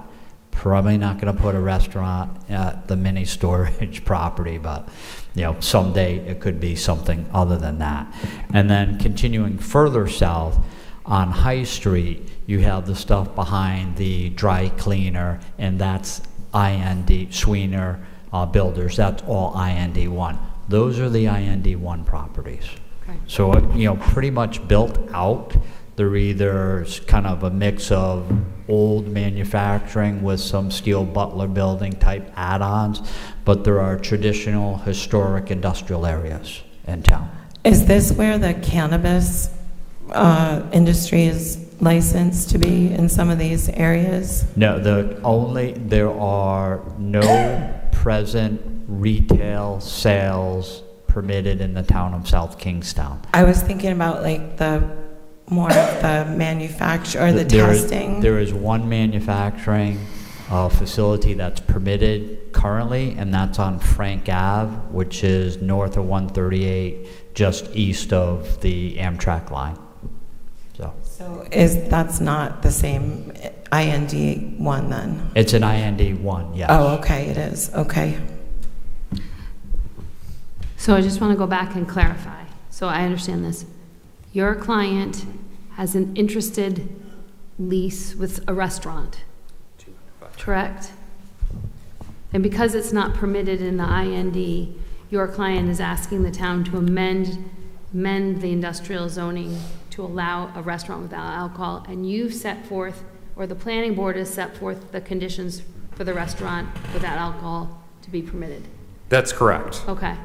So my question is, I was following, I think Rory's on the right track with saying, so then if you're wildly successful with 2,500 square feet and another restaurant comes in and says, I want a restaurant with alcohol, you would have to come back and amend the zoning ordinance again, right? That 2,500 square foot restaurant that's approved without alcohol cannot apply for a liquor license under the current zoning restrictions, correct? That's correct. Correct? Yes. Because I'm sitting here thinking that's the logical next step. In some future person's going to want that, right? We have many restaurants who have restaurants and then they come back and apply for a liquor license, full liquor license, whatever. It could be. That's not we spend a lot of time thinking about, my client spent a lot of time thinking about what he would need at his particular property. And that's what we've applied for, petitioned for in the code amendment. If he or someone else in the Industrial 1 district wanted to do alcohol sales at a restaurant, they would have to go through the same process we're doing right now, meet with Jamie and his staff, say, here's why we think this makes sense, here's some criteria we like, what do you think? Go to the planning board, make it through that vetting process, and then make it through this vetting process. And then ultimately, even if this is approved by this body, we still have to apply for the special use permit and prove we meet the criteria. So this is just allowing the opportunity. And just one quick follow-up question. You described the number of processes and iterations you had to get to. How long have you been working on this? I'm just curious. December. Oh, so not that long. This feels quick. We've been moving quickly, Well, and that's all relative. I bother Jamie a lot about this, but they've been very good to work with. And then we don't end here. We still need to apply for the permit at the zoning board, and so, but really, we'd like to get someone up and running before the summer ends, if at all possible. Okay. And if the council approves this amendment, that doesn't lock this council or a future council into approving the hypothetical petition you're thinking of down the line. The council has discretion to regulate restaurants with and without alcohol differently if that's your choice. So it doesn't set any kind of precedent, or the restaurant with alcohol couldn't say, well, you approved the restaurant with alcohol by special use permit, so you have to grant my petition. If the council gets that petition for such an amendment in a year or so, 5 years, 10 years, you can say no. Yeah, I just didn't know. I guess I'm thinking efficiency-wise, why wouldn't we have created both at the same time? It seems like you went through a lot of work. Yeah, it's just not in my client's plans. Okay. So it's not a concern to him, and there are a whole host of other issues that need to be considered when you do talk about with alcohol sales, and we also wanted to move quickly. Gotcha. Attorney Manti, Thank you. right? Monty, my apologies. It's my handwriting, so. no problem. As a fellow Monty myself, Wedge Montes. No, I just, after reviewing the amendments, I have no problem with it. My only question would be, if it's okay to ask, where on the property are you planning to put, or potentially put, a restaurant without alcohol? Yeah, it's in relatively close proximity to where Whalers is. I unfortunately don't have the site plan in front of me, but it's relatively close to Whalers, is my understanding. So when you're pulling into the Palisades, you go over the bridge. On your left side is going to be the climbing center. You keep going. That's where the beer station is, and then the front door to Whalers is all the way at the edge right there. So whereabouts, around the corner maybe? My understanding, and unfortunately my client couldn't be here this evening, is when you go over the bridge and you see the rock climbing, you go further down to Whalers. I think it would be somewhere in between, but I'm not positive. And again, my client couldn't be here this evening. I appreciate that, Mr. Monty. So is there a lot of space in the mill that's usable? I mean, I'm just curious, how much square footage is the whole Palisades mill, and what's It's rented? very large. Yeah, it's very large. I understand there is a lot of unoccupied space at present. I don't have the full square footage data with me this evening. Could you have more than one restaurant? So the special use permit criteria we proposed actually limits to one restaurant per tax lot. So we actually thought of that as, hey, people could be concerned that this is going to turn into Boone Street. And we thought, how do we think carefully about this? What works for my client? What works for the community? And how can this thrive? And that was a restriction we made with that in mind. Okay, thank you. Boone Street's a great company, just to say, so. I just want to follow up on that point, and I think this is a question more for Jamie. So when we stay here in the criteria, only one restaurant shall be permitted on any given tax lot in the Industrial 1 district. Are there certain Industrial 1 districts that have more than one tax lot? Yes. So if you look at there are multiple properties on Fairgrounds Road, Liberty Lane, Frank Ave. So when we make a reference by the applicant's attorney that this particular tax lot in this particular Industrial 1 district, there's only one tax lot in this Industrial 1 district, such that there can only be one restaurant, whereas this ordinance is sort of wider reaching, because in certain other Industrial 1 districts, there's more than one tax lot, and this, provided the criteria is met, there can be a restaurant, I guess one restaurant on each tax lot within the Industrial 1 district. And again, I think it's relatively standard, and Mr. Monti tried to explain it earlier, that this regulation existed prior to a change in the legislative law that required all municipalities to adopt special permit criteria. Otherwise, special permits were considered permitted uses as of right. We worked with Orsillo's office and went through those regulations over multiple work sessions and switched to permitted, not permitted, or just dropped them. This was one of the ones that would take extensive research on developing criteria, so it was omitted from the regulations as a not permitted use. The likelihood that someone builds a restaurant on Frank Ave between a number of steel Butler buildings may be high. I think this is more appropriate for the reuse and mixes in an industrial complex. Could it occur on the southern side of Fairgrounds or on Liberty Lane? But again, I think this is primarily would be utilized by the larger mill owners who have space and can afford that kind of hybrid mix within their existing facilities. Where you mentioned the Sons of Liberty, there could be a need or want for someone to do a restaurant there. Again, Palisades is a good mix in any infill or suburban urban fitting that, that's why the planning board recommended to council for adoption of this regulation. I mean, I think it would be perfect at Palisades. I mean, that's one thing that is desperately needed there at Whalers, is some place to get something to eat. And also, I think the kids at the rock climbing gym would love it. I know that you guys are thinking about, more complex things, but just on its surface, I can't see anything wrong with approving this. I think it would be a real benefit to be able to get something to eat there. Good. I think council's explained his client's interest in this, and it makes sense from a commercial point of view. I would need to understand the procedural aspects of this a little better. If we approve these amendments, does his client have, as of right, the opportunity to put a restaurant without alcohol? No, this opens the door for them to apply to the zoning board for a special use permit. Okay, so to use the Latin, this is status quo ante is what we're trying to go back to.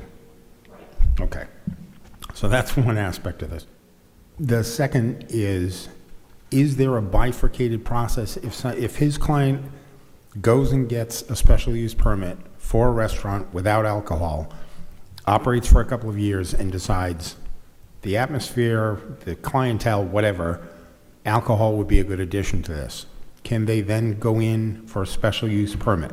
No, because then they'd be changing their use from restaurant without alcohol to restaurant with alcohol. Now, I'll say this. If next year the town council decides to eliminate that distinction, then the answer, I think, is yes. Then he'd simply have to get a new special use permit. But while there's still two lines in the use table for restaurant with and without alcohol, they would need the town council's approval to make that application. And the reason I'm pursuing this is to sort of ferret out unintended consequences of what we're doing. And what has occurred to me is the similarity with this situation and I forget the name of the institution just a few weeks ago came, the one in South County Commons over by the movie theater. Tower Hill Brewing, thanks. Boy, you knew that right away.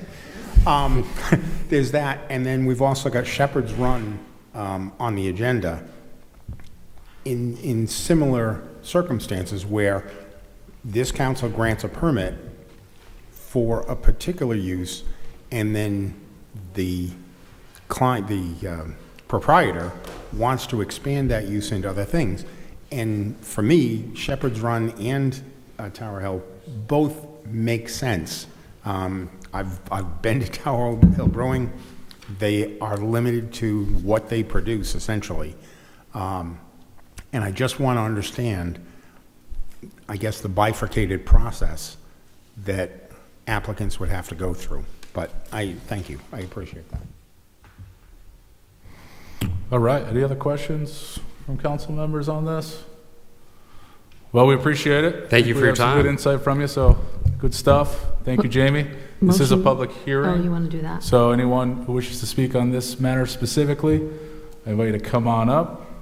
We just ask that you introduce yourself, and we're going to limit you to 5 minutes. Thank you, Roberta Mulholland. I think this is a terrific idea. I think someone coming up here with such an excellent plan for a non-alcohol use restaurant is desperately needed. I don't think we've ever had as many liquor licenses in this town, except for we still have just 3 package stores. So I'm very happy to see a restaurant with no alcohol. Thank you. Thank you, Roberta. All right, anyone else wish to speak on this item?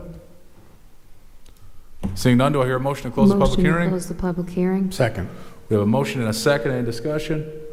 All in favor? Aye. Public hearing is now closed. Do I hear a motion on item 9A? Motion to approve item 9A. Second. All right, we have a motion and a second. Any discussion? All in favor? Aye. All right, that passes. Thank you. You're all set. It's now going to move us to public hearing item 9B, a public hearing relative to proposed amendments to the Town Code, Chapter 12, Offenses and Miscellaneous Provisions, Article 1 in general, Section 12-14, Unlawful Consumption of Alcoholic Beverages by Underage Persons, as attached here too. We have Police Chief Moynihan.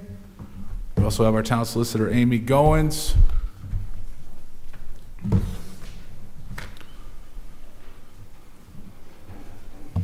Good evening. So this is, by adding this ordinance, this would bring a tool that, for underage drinking, that we could bring to municipal court. Right now, currently, when officers are responding to house parties, typically the owners or the renters of the establishment are charged. They would go to district court, and then any minors that are there drinking are also summoned to district court.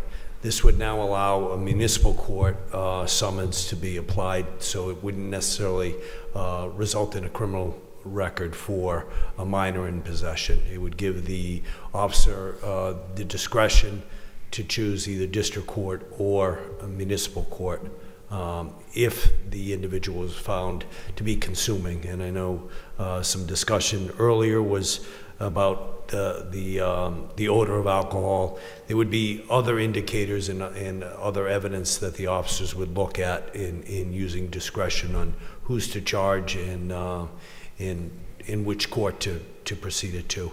If it was a situation where a minor was cited on one occasion and brought to municipal court, then that would be an occasion where they would now look at the next time, if they were encountered again at a different party, where they could summons them again to district court, so they would elevate it. So it's just giving another option in these instances without sending the person to district court and creating a criminal record that would, potentially stay with them. All right, thank you, Chief. Now, we do have a draft of the ordinance in front of us here. I believe it was drafted by the Solicitor's Office, Correct.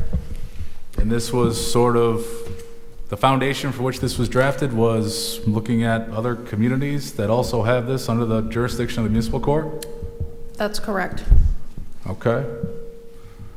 Yeah, similar, so communities that have universities or college in their jurisdiction or in their communities would have similar. So Narragansett has something very similar. Providence, where these underage drinking situations are brought to the local municipal court as opposed to the district court.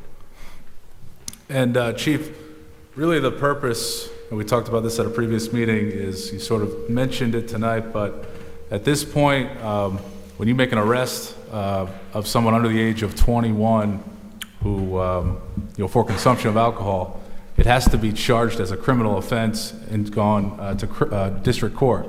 Because we don't have a local ordinance. This would create that local ordinance. This now allows you to charge them civilly under our local ordinance and have it be under the jurisdiction of the municipal court. That's correct. Which is good in the sense of persons under the age of 21 will not have criminal charges on their background, criminal BCI report, essentially. That's correct. This allows them to sort of dispose of it or deal with it civilly and not be subject to the jurisdiction of the district court and deal with it as a criminal matter, which I think is preferable for young kids to not have that on the record as they pursue college, higher education, jobs, whatever it may be. I do have some questions about the specific language in the ordinance. Item C here. We talk about prima facie evidence here. The odor or presence of alcoholic beverages upon the breath of any person under the age of 21 years shall be prima facie evidence of consumption for the purposes of this section. The odor or presence of alcoholic beverages upon the breath of any person. Now, to me, this sounds like it's going to come down to credibility as to witnesses at a hearing in the municipal court to satisfy that. It could be, but it also could be where an officer saw the person consuming, and then further with the odor of the alcohol in their breath when they're speaking with them. So again, it wouldn't be the only in these instances. Which would be established by witness testimony, police officer. Yes, I saw it, potentially, and I smelled it. or other witnesses that may be present that are reporting it to the police. Okay. And this ordinance does give discretion to the municipal court judge as to the fines to impose for violation For up the to ordinance. $500 fine, yes. Up to. Or community service. And community service as well. Yeah. Yes. I think it's And may be required, so they can, not more than 20 hours of community okay. service. But is that a mandatory component, is the Says fine? and may, And in may. addition, or in the alternative. Oh, and may, so it's not required. Right, it could be disposed of by a fine alone, by community service alone, or by both the fine and community service. And I think that would depend on the circumstances and perhaps the background of the offender, if it was their, first scrape with the law versus repeated incidents. And what other cities and towns have done a similar thing? As the chief said, I know Narragansett and Providence have similar ordinances in place. What I does believe What does Bristol Newport do? also has it, and Newport has it as well. All right. Any other questions from council members? So I just was looking at, you specifically call out C or D about parents providing it for their children. So they're excluded. So if you're at a graduation party in your yard and you're having whatever drinks and you're under 21, if you responded, you wouldn't be arresting their children? Well, I do need to make sure the council knows there's a social host law in Rhode Island, and this wouldn't contradict it. That subsection D would just provide an exception for this ordinance. So if somebody's, if a property owner is hosting a graduation party and providing alcohol to a house full of underage kids, they're still subject to liability under the state law that imposes social host liability. The only thing this language would do is provide, again, an exception to application of this ordinance on consumption. So that's what we charge the renters currently under the social host law. So that wouldn't change and as Amy had indicated, if there's a party, even in the parents or the owners of it have knowledge that there's underage drinking, then they would be charged under the social host. It would have nothing to do with this provision or this municipal ordinance. And Chief, as to enforcement, if this passes, let's say an officer of yours sees someone they suspect under the age of 21 drinking alcohol, they smell the alcohol, they then make an arrest? It's a summons. Okay, so they issue a So citation. there's summons, yep, and they'd be given the citation to appear in municipal court. Okay. Now, how does that look like boots on the ground, issuing a citation to someone you see or an officer of yours sees who they believe is underage, consuming alcohol, smell the alcohol, then issue a citation? How does that, can you walk me through what that is? So that's boots on the very ground? similar to what we do now, but the citation would be summoning them to district court. So it's the exact same thing. They have summons pads that it would be like a ticket, and they're issued. So to you can't, appear. even on how it is now, a criminal charge gets brought to district court, you don't actually make an arrest, you issue a citation? That's correct. Okay. Can I ask a question? And Yes. that would also have different consequences in district court, just to Correct. make it If clear. if they fail to appear for district court, it would result in a district court warrant being issued for their municipal court does not have the ability to issue a warrant. So in regards to the very large parties that happen sometimes that you respond to, multiple hundreds of people, right? You've been, frequently you go to parties, there's 100 plus people. Couple hundred, yes. Right, couple hundred. How would you, I mean, you can't create the summons fast enough to really address all of the underage drinking people, so how do It you? really doesn't change anything that we currently do. I mean, we're under that same situation now. Again, this now just creates the option to send them to a municipal court hearing as opposed to the district court. As far as the operation of issuing summons is going to be the same. If it's 200 people and we have 3 or 4 officers that are responding, they're going to be faced with that difficulty. They're not looking to charge everyone. It's more of the fact of this now gives them the tool to send them to municipal court and have it proceed through a judicial process without a criminal history as the ending. I think that part is very wise, because you wouldn't want to ruin a 19-year-old for the rest of their time. I mean, I don't know, you might not be able to apply for the bar, right?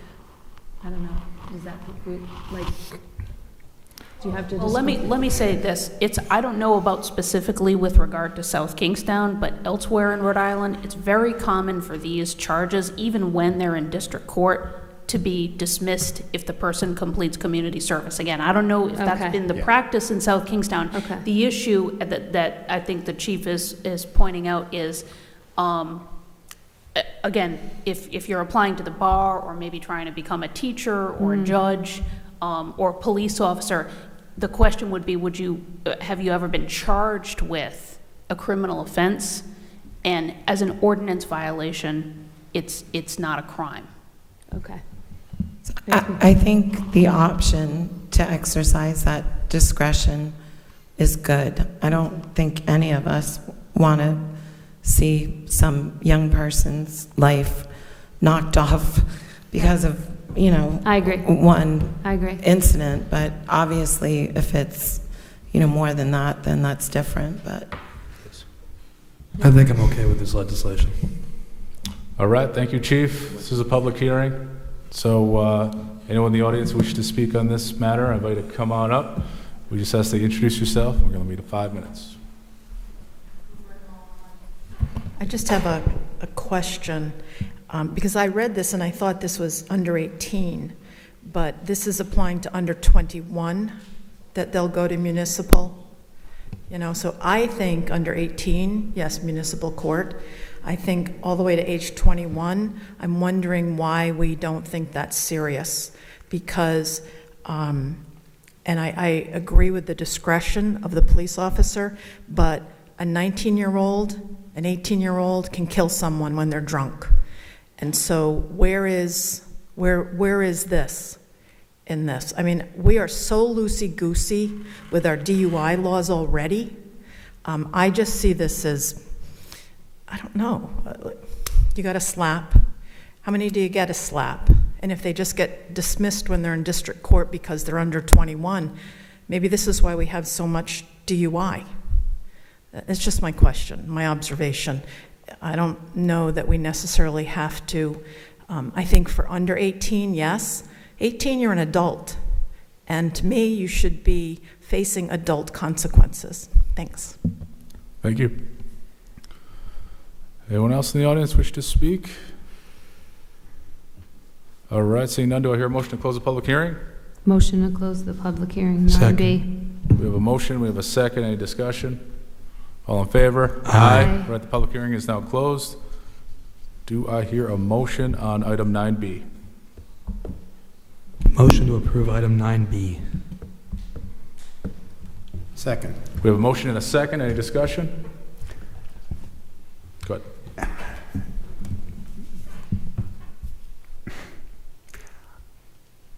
I think it's worth discussing the 18 to 21 point that was just made.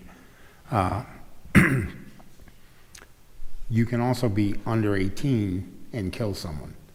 I'm not sure what the answer is. I think you make a good point that's worth considering. My default is the more tools that the chief has, the better off we all are. And one of the questions that didn't occur to me to ask, Chief, is that the officer in the situation still has the discretion to do either. Correct. They can go for the district court process if he or she feels that the situation warrants, or go to municipal court. Correct. With a summons. Or not charge at all. I mean, the discretion is there. It's a violation, and it's also possession of alcohol is a misdemeanor, which would allow the discretion there. As this was being discussed, frankly, my mind went back to the Pond Street incident that we dealt with last year. And it occurred to me that there's a deterrent effect to this once word gets out. What was the phrase that I had to learn? Darty. Darty, thank you. This is sort of a foreign situation to me. But if the word gets out that we're doing this, and I would think initial enforcement would have to be substantial to get the word out, that may be an effective tool. You know, looking at this, and I appreciate you pointing out, this is another tool that we would utilize.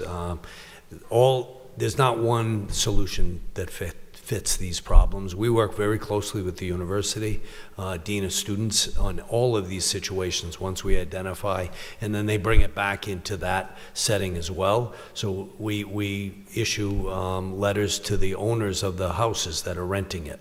And make sure they're aware of it. So there are all different phases of this that we bring in to try to deter it and keep it from happening. I think we've been quite successful with it. I think where there's a shortfall is the possession of alcohol and putting it to the district court. I think we would be more effective bringing it to the municipal court and having more of a real punishment or awareness about it by bringing it to our own court. Do you have any feeling about changing this to 18 as opposed to 21?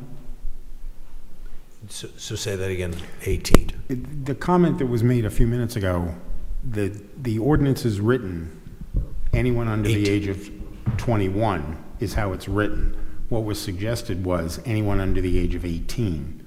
Now, and I'm also pretty 18, sure... we're looking at juvenile, and so that would be a different set of circumstances. Yeah. If you have a college student that's between that age, and that's really what we're dealing with here. These are deal with the college-aged parties.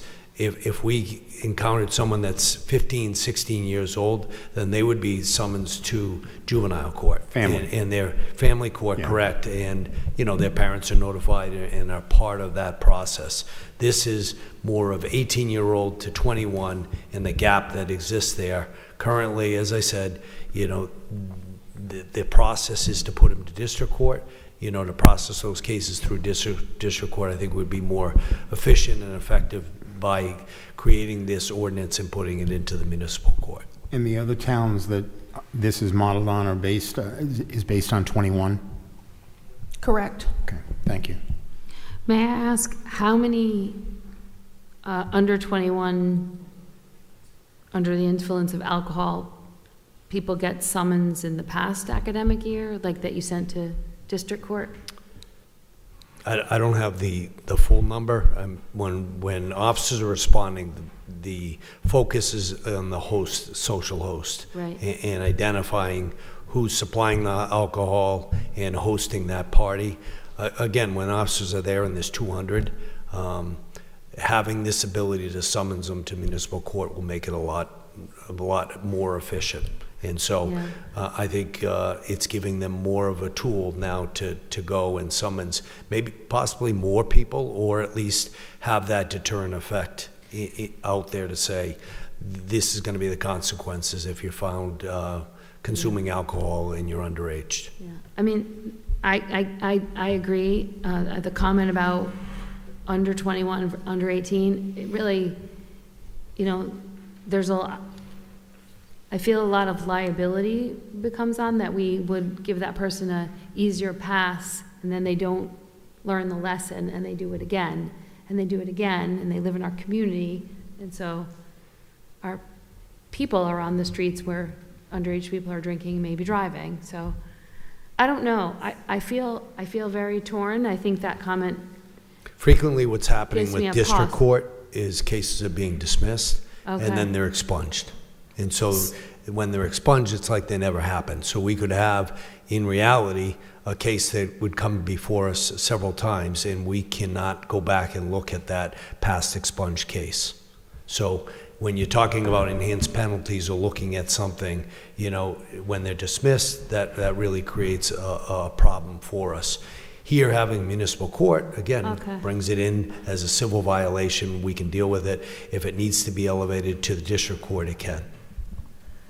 So, just to be clear, though, we're just talking about underage possession. We're not talking about drinking and driving. Correct. It's That would totally be separate. completely separate, So right. And that would this remain in is district. something that somebody between the ages under 21, 18 to 21, they may be drinking, and it will be normalized for them very quickly when they become an adult. So I just think we need to be careful to keep those two issues separately. Obviously, there's no situation in which we can excuse drinking and driving, but there's, to not offer the officers some discretion in dealing with simple possession case, I don't think that we can, just keep it to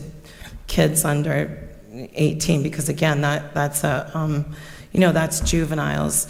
And as a parent of a child in their 20s, it takes a while for kids' brains to mature. It's like 25. They're not really fully cooked until they're 25. So they're not really adults at 8, developed, sorry. They're not, yeah. Right, yeah.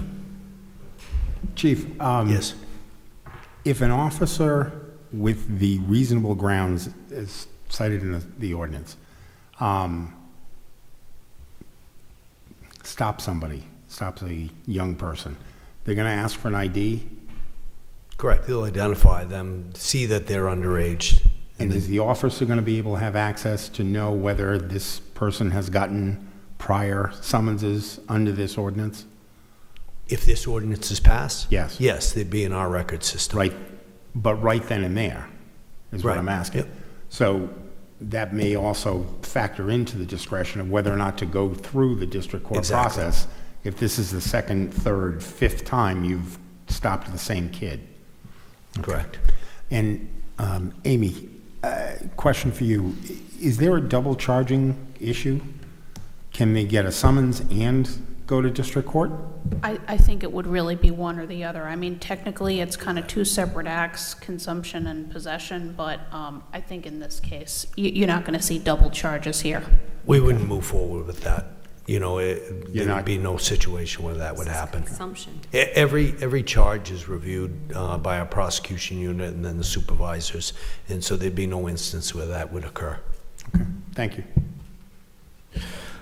I think that this legislation is going to be a great tool for South Kingstown Police. I think that, like Councilwoman Alley said, young people really don't fully develop their brains and their logic core until they're 25 years old. I think that, as Vice President Marin said, we talked about the Pond Street Darties, and we as a council are being told that we need to address and change ordinances in order to really address the changing of our town and the issues that the South Kingstown Police are holding. You made a great point, driving under the influence and this legislation are very different things, and someone that was driving under the influence would go to district court. This is just a great tool in the tool belt for the South Kingstown Police when they're dealing with large groups of people, mass gatherings, to properly do it. So I'm looking forward to ending this discussion and voting on it. A few quick questions, Chief. Yes. Just want to get a further understanding of sort of how your officers would exercise discretion. Mike Marin brought up interesting point. You can see how many times that they were charged with violating this ordinance. Maybe after a certain number of times, they would start to use discretion, say, all right, I'm going to charge you with a misdemeanor now. I mean, is that like how discretion will be exercised out there? I hope it's not going to be, I'm having a bad night, or these guys are ticking me off, I'm going to charge everyone with a misdemeanor. I mean, how will the discretion be exercised out there? Just help me feel comfortable about it. It's all going to be dependent upon the facts that the officers are presented with at that time. We do collect data. Data is a important piece of everything we do. It's similar with traffic violations, that people are stopped for a speeding violation, maybe get issued a warning. The next time they may get a ticket as a result of that. Discretion is something that all police officers have the ability to exercise, and they're using their judgment on it. We have a phenomenal police department, and I trust our officers that they're making the right decisions out there, and they don't make decisions based on having a bad night, as you would say. They're based on facts and that they're dealing with in a situation, and making sure that people are safe and they're doing their job in the right way. Now, as far as sort of educating your officers as to this tool in the toolbox that allows them to exercise discretion as to charge them criminally with a misdemeanor or charge them with violating the ordinance, that's sort of just educating them as to what this allows if this now? ordinance was passed, it would be like any other ordinance that the South Kingston police officers enforce, and we would provide guidance to that in the form of a memorandum to say this is a new tool that they're able to utilize. Again, it would come back to the officers have the discretion to go and look at situations to make a determination. Is someone's to be charged? Is it more appropriate to charge them and summons them and send them to municipal court, or would it be appropriate to go to district court? All right, last question. What is reasonable grounds? It's not probable cause, it's not reasonable suspicion. What is reasonable grounds? As far as reasonable grounds to charge? Well, that is the standard that's laid out in the ordinance as to when a charge should be, or a violation, or a citation Given issued. all of the circumstances the officer's looking at, if we're called to a house party and we've gotten several complaints from neighbors and it needs to be shut down, and as they're dispersed in the crowd, there's people that are walking out with open containers, and the individual's identified to be underage. That would be reasonable grounds to charge. Okay, that's enough for me. Quick Good. question. Would you be able to tell us at the end of the fall semester and maybe at the end of the spring semester how many summons you issued, who got charged with what?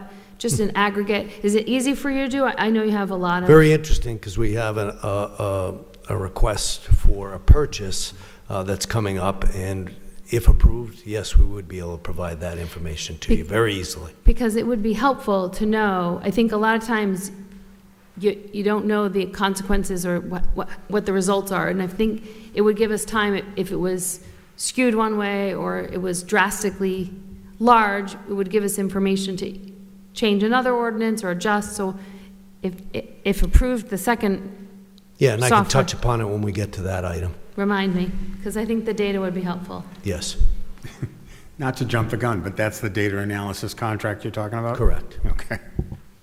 All right, we do have a motion, we do have a second. Any other discussion on this? All in favor? Aye. Right, that passes. Thank you, Chief. Great, thank you. Stick around here. We have potential charter amendment to consider. Item 10, public informational hearing. Item A, a public hearing relative to proposed amendments to the town charter. Article 4, administrative departments and procedures. 4414, police officers. Section 4414.4, rules and regulations as follows. To be amended to remove the phrase "when approved by the town council by ordinance." Amy Goins, I'm going to go to you on this. Walk us through what this is about. This would amend the charter, or I'm sorry, this would authorize the placement of a question on the ballot to ask the voters whether to amend the charter as described. The council is familiar with police department rules and regulations coming before you for approval. That's a charter requirement. In our experience, it's an unusual requirement. Typically, police department rules and regulations are just adopted by the police department. They don't usually come before the council. They have to go through that process. And so eliminating the council approval step and the ordinance procedure gives the police department more flexibility. We think that's appropriate considering that policing now, you're regulated, you're accredited, and the police department needs to be able to change its regulations quickly. Thank you, Amy. Again, this would authorize the placement of that question on the ballot. Only the voters can amend the charter. Is this a public hearing? It is. Okay. Good. Jamie, do we know when this was added? I have a vague recollection that this wasn't always part of the charter, and there was a triggering event where the council decided it wanted to review orders. I don't have that information of when this provision was added to the charter.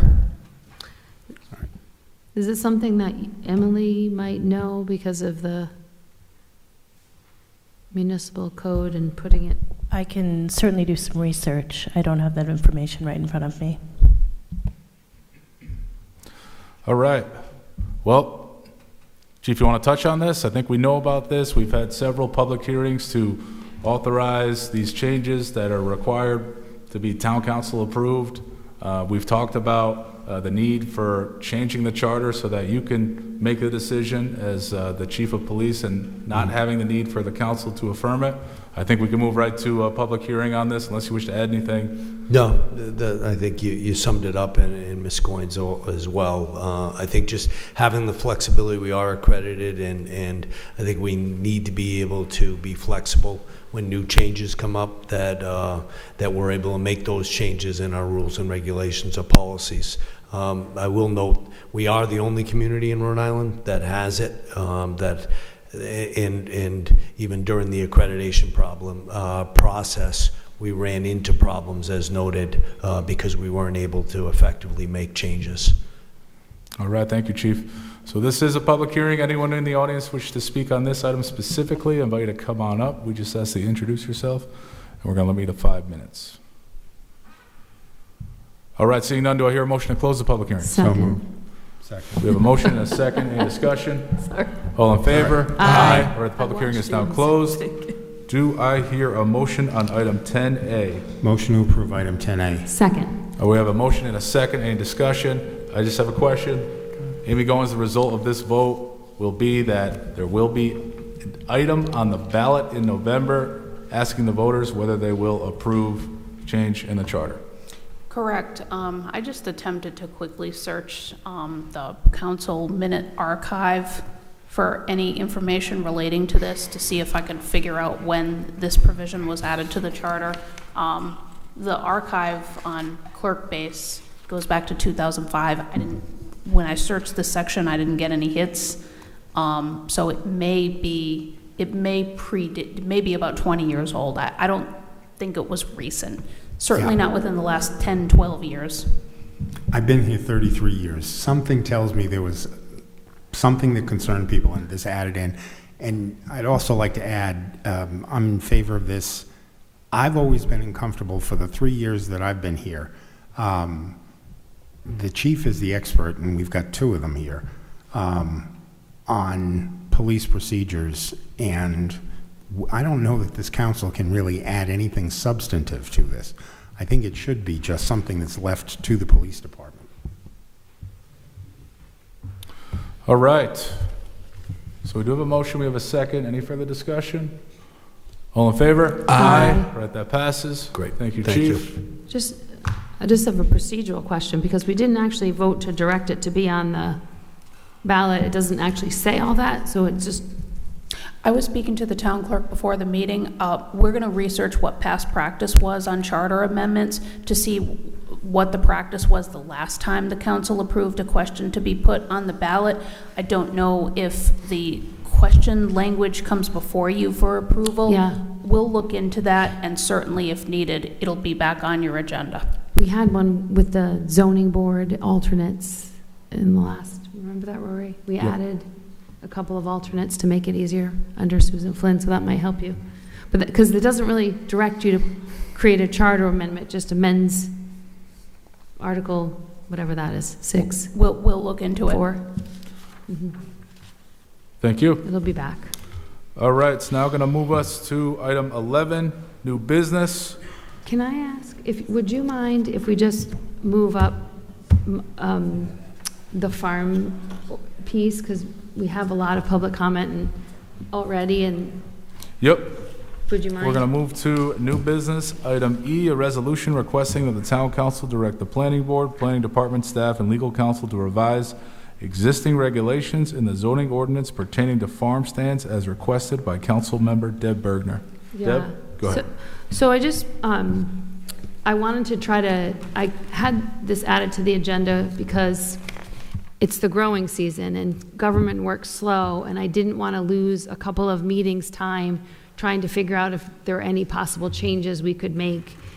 It may be a moot point because maybe by right, I was looking at the Right to Farm Act, and I even think you have an RIDEM farm permit. Am I correct? So technically, you probably have, you're following that even though you don't need to. So I'm just trying to be sensitive to people who are making a living and trying to grow, and then we're shutting them down. I mean, I live on a street where people sell eggs, and we don't shut them down ever. And so this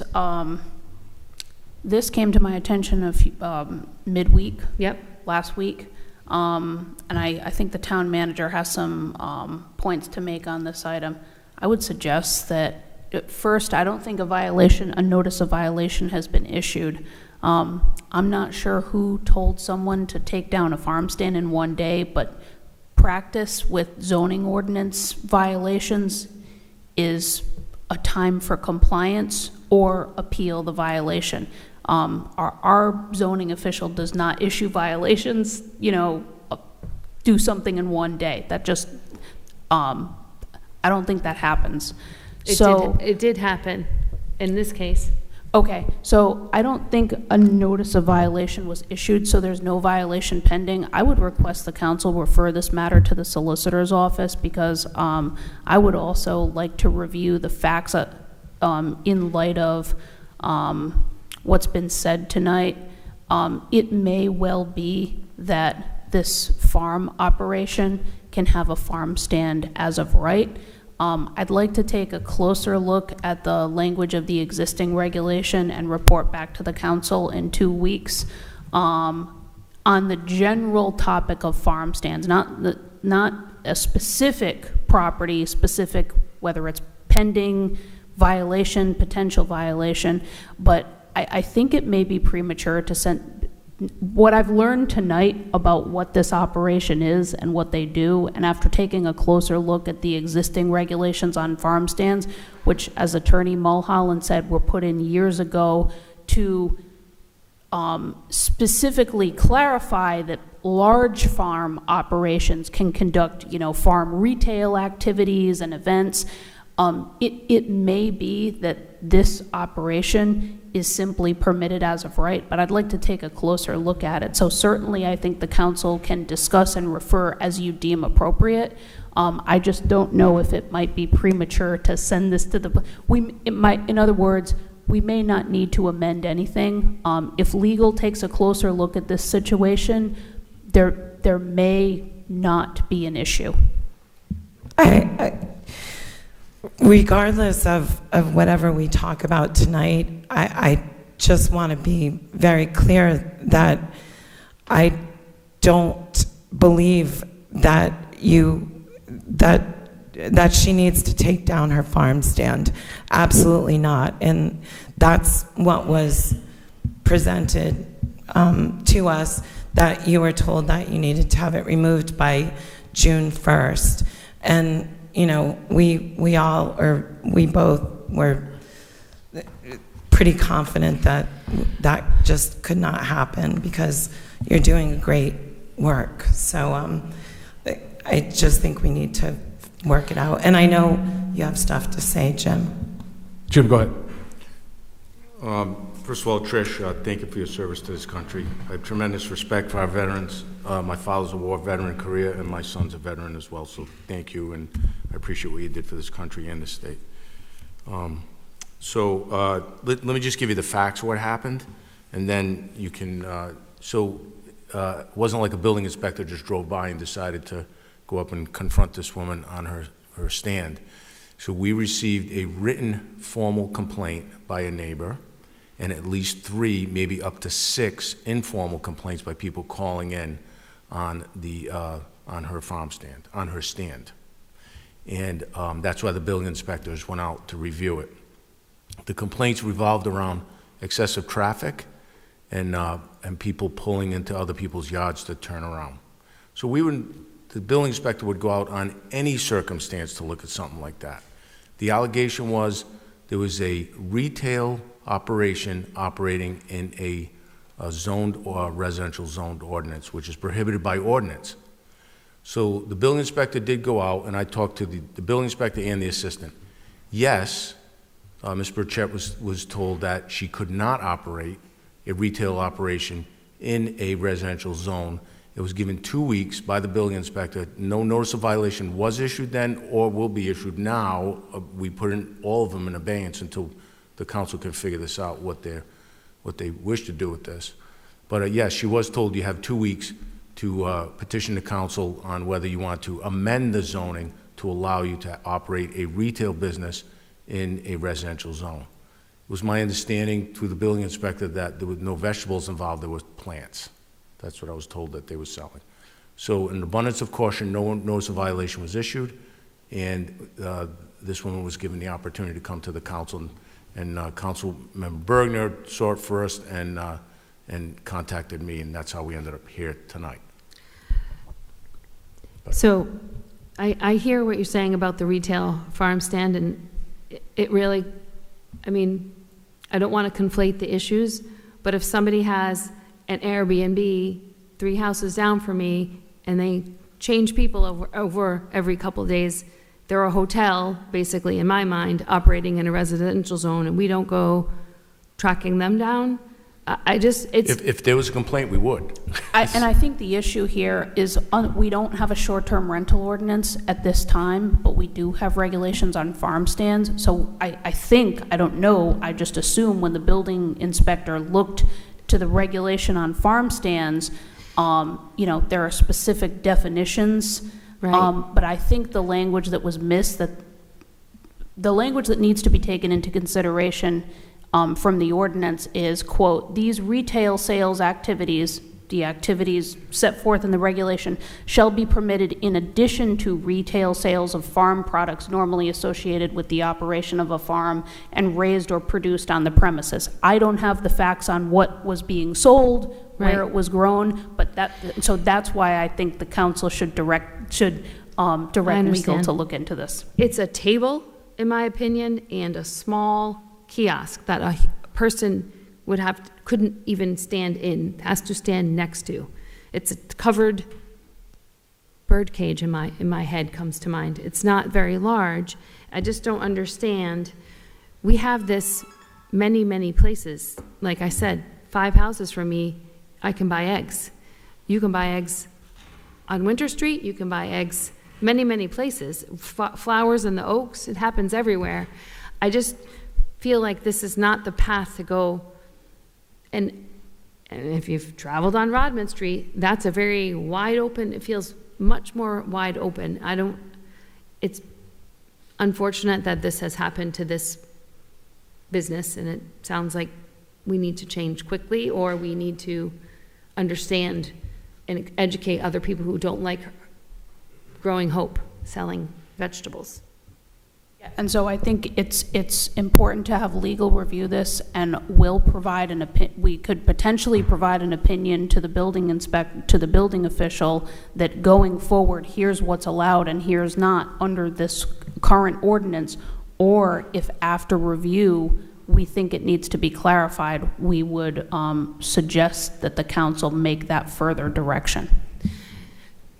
So that's totally fine. That sounds great. I just want to make sure we're not going to shut anybody down while we're in the process of discovering anything. No, like I said, I put an abeyance on that. For all, like the egg people. No one's getting a notice of violation until the town council decides what they want to do with this. We tread very lightly on this. The building inspector didn't do anything wrong. I'm not picking a side here. I'm just saying they respond to shrubs growing into sidewalks. They respond to a multitude of things. That's what they do. They investigate complaints and they enforce the ordinances. That's all they did. Those are the facts. So whatever the council wants to do with it, we're good, right? We follow, you set the policy, we enforce the ordinances. That's all we do. And we're not trying to be harsh. I mean, I think we're both, well, I know I'm very passionate about it, so. No, and I agree. I'm not saying that. I don't think you're harsh at all. Matter of fact, I was in the office that day standing next to you when you came in the office there, and I heard the conversation being told. So I appreciate your position, and the building inspector was just doing what they are empowered to do, and we'll now present it to the council, and you do what you want to do. Motion to refer this to legal counsel for further clarification. Second. All right, we got a motion and a second. Any discussion? I got a question. Just want to clarify, in 2 weeks, we're going to get clarity on the ordinance, what's permitted, what's not permitted, and if certain activities are not permitted under the ordinance, you'll give us sort of avenues to go down to allow or permit certain activities, things we've heard tonight that we would like to permit, or at least discuss further as to what the council would do with respect to that. Exactly right, and I would suggest that the town manager, I've said this already, that, again, any violations related to farm stands be put on ice until this issue is figured out. Mm-hmm. How does it sound to Trish and Christine? If I'm understanding correctly, you're going to revisit the issue and look at the legal aspects of things, and I don't have to take down my farm stand until I've been notified further, correct? Right. I just, I think I understand what's being said, and I appreciate you taking the time to look into this issue. It's important for us small businesses. I just think we need a little more clarification tonight so we can try to assist you as best as possible. Okay. So I had a motion. Well, we got a motion and a second. We're still in discussion. Go ahead. Amy, I'd also like to hear as part of your recommendations whether there's a gap in, it's not just, does this violate the existing ordinance, does it not? It's because Roberta made a very good point. I remember at 5 years old, the corn stands down in Matunic, and they were just little things that put at the side of the road. That is part of South Kingstown's culture and history. If we need to say something about it, I can understand concerns about traffic. Certain places may not be appropriate for it, but that's, if it's not specifically covered in our current ordinances, then we need to address it. And for what it's worth, I live off Allen Avenue. I drive by your house 3 times a week. I've never noticed a transportation traffic problem there.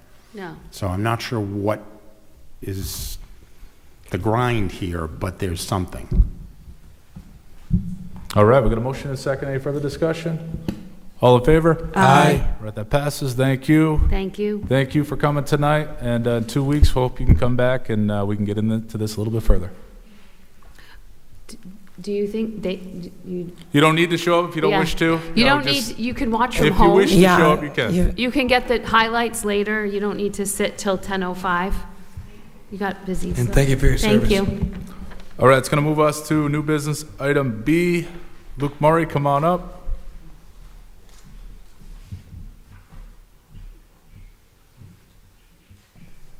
All right, so up for your consideration, last year, the town council during budget season had allocated human service and outside agency money to the Peacedale Neighborhood Revitalization for events. As we do always, once the budget is passed, we distribute the money. I'm in charge of that, put out the calls, they have to request a distribution. I've contacted the organization a number of times, personally spoke with them, sent them another distribution form.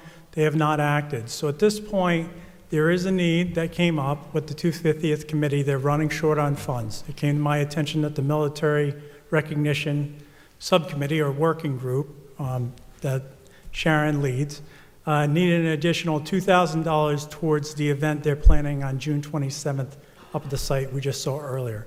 I felt that may be something we want to bring to the town council's attention. I asked Jim if he'd be willing to put it on the agenda. He said yes, and here we are tonight. So the recommendation is to reallocate those sums of money. We're getting to end of year. We need to clear out the books. Fine. All right, thank you, Luke. Any discussion, any questions for Luke? I do. Luke, so in the memo, he says that you did reach out to the PD, the PDNRI, right? Mhm. And you haven't heard from them? Correct. Okay. Yeah, two emails, and then I personally spoke with them about a month ago. Gotcha. The president. You spoke to Therese Martin? I did. Okay. Okay. I think that I'm in favor of this, but I do think that we should try to still get in touch with them to see how we can assist them, because Peacedale's a major part of it, as you know. I'm preaching to the choir here, right? So. Yeah, as many of you know, I just bought a property there, and I'm interested in the group as well. My feeling from that was that they're kind of, declining on membership and may not have events coming up to put this money towards. Gotcha. Thank you. That's the sense I got. All right, do I hear a motion to approve? Motion to approve item 11B. Second. All right, we have a motion and a second. Any discussion? All in favor? Aye. All right, that passes. Thank you, Luke. It's going to bring us to item C, discussion and potential action relative to the proposed development and implementation of a homestead exemption program in the town of South Kingstown. All right, Jim, I'm going to go to you on this. This is, we had, I believe, 4 work sessions on this. We finally, at the end of that one, decided let's put this on an upcoming council agenda, and here we are. I'll give a very brief overview because I'm sure there's people out there looking at this now, seeing it for the first time or the second time, so very brief. So Thank you. this is the 4th official work session we've had, but we've been working on this for nearly a year. So especially the past 8 months, most important. So a homestead exemption is passed through enabling legislation at the General Assembly, and the goal is to attempt to give owner-occupied residents some sort of tax relief if it can be supported. So but if you look at work sessions 1 through 4, you'll see the dates that we had them. So Brian, we'll go to page 3. We'll go to page 4. Okay, page 4, there's just 2 numbers I want you to look at. We have 14,302 properties in this town on the tax roll. And there's a breakdown there of what those properties are. Let's go to page 5, Brian. So these are the numbers that are most important. So once again, owner-occupied is where you're trying to give some sort of tax relief in a homestead exemption that we studied for months and months. There's 8,500, nearly 8,500 owner-occupied homes, non-owner-occupied homes, about 2,000, which means there's an 80% single-family we're eligible for a possible homestead with 20% not. Let's go to page 6, Brian. Total parcels, once again, on the tax roll is 14,302. Let's go to page 7. Page 7, if you look at the top number, the total tax levy on all our taxable property is about $79 million. If you look at the bottom number, that's based on the gross assessed value for all parcels in this town, all 14,000 parcels. That is our tax base. So we operate on the town of $79 million based on our tax base at the bottom, $8.9 billion. Let's go to page 8. We studied the flat credit for seniors. Page 9 was the breakdown of what they studied, what we studied. But this is the part that the town council at the last work session has told the staff to really double down on, to look at increasing elderly income qualifications for the people that need it the most in this town. So let's go to page 11. This is a historical perspective of our elderly exemptions that go back to the year 2003. You notice that number is pretty steady. It goes from 188 in 2003, hasn't gone up much. Actually went down a little in one respect, but if you go to 2025, last year there were 189 participants on the homestead, on the elderly exemptions. 168 were up front, and then there were 21 late filers, total of 189. If you notice in the red, these are the revenue deficits that when you give someone an elderly exemption, what the town needs to make up in revenue, which is ultimately passed on to other taxpayers. It's a fairly low number when you consider how big our budget is. So that's the historic elderly exemptions on page 11. Let's go to page 12. Several recommendations were made by the town council to look at other areas to help the elderly population in this town with an increased amount of exemptions. So the two areas that were studied were a COLA of 2.8% and a HUD study on housing and urban development of the 5.1% increase, which are the numbers that the federal government and the state government uses for things like Social Security and stuff like that. So if you look at the red column, that's the revenue deficit. That's the primary concern that we have when we're giving estimates. I will tell you this up front. We have 168 people in the current program. If we make an assumption, an educated guess, that 288 people would be qualified under the new elderly exemption program, these are the revenue deficits. It goes up from 300 and something thousand to about, in the red, 587,000. Under the HUD, it would go up to about 590,000. Revenue we need to make up ultimately through other taxpayers. The issue is, the town council had requested we also go to the 2024 census numbers to validate what possibly could happen. This is where the issue, this is where it became like a firewall for the staff and the town council we don't know what that number would be, the eligible people that could qualify for these exemptions. But you see there's a big swing. I don't think it would be the low number, but I don't think it would be the high number. It's somewhere in the middle that we don't know until people start signing up. So we assume there could be, go from 168 to maybe 200, 120 more to 288 on or around that number. But if you go by the census, it could go up substantially that could be eligible. If you look under the COLA income bracket, it could be 1,258 seniors. And if you look at the HUD, it could be 1,749. Do I think it will go that high? I don't. But there's no way of knowing until this is opened up and you see what you would get as people participating in this program. Let's go to page 13. If you look in the white column, that is the current income-based elderly exemptions. These are the numbers we use because it's income-based. You're trying to help the people that need it the most. If you went up with a 10% increase, which aligns with the 2.8% COLA over the past several years, you see that the numbers went up a decent amount. But if you look at the red column, which has the HUD increase, which is substantially higher, you see that it went up substantially. So if you go back to the white column, it starts out at current income-based elderly exemption, starts out around $23,759 as a low amount for the income to a high amount in the bottom right corner of the white, $45,197.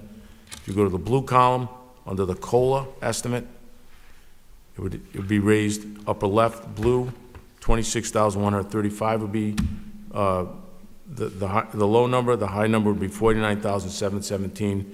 If you go to the HUD estimate, it goes up substantially.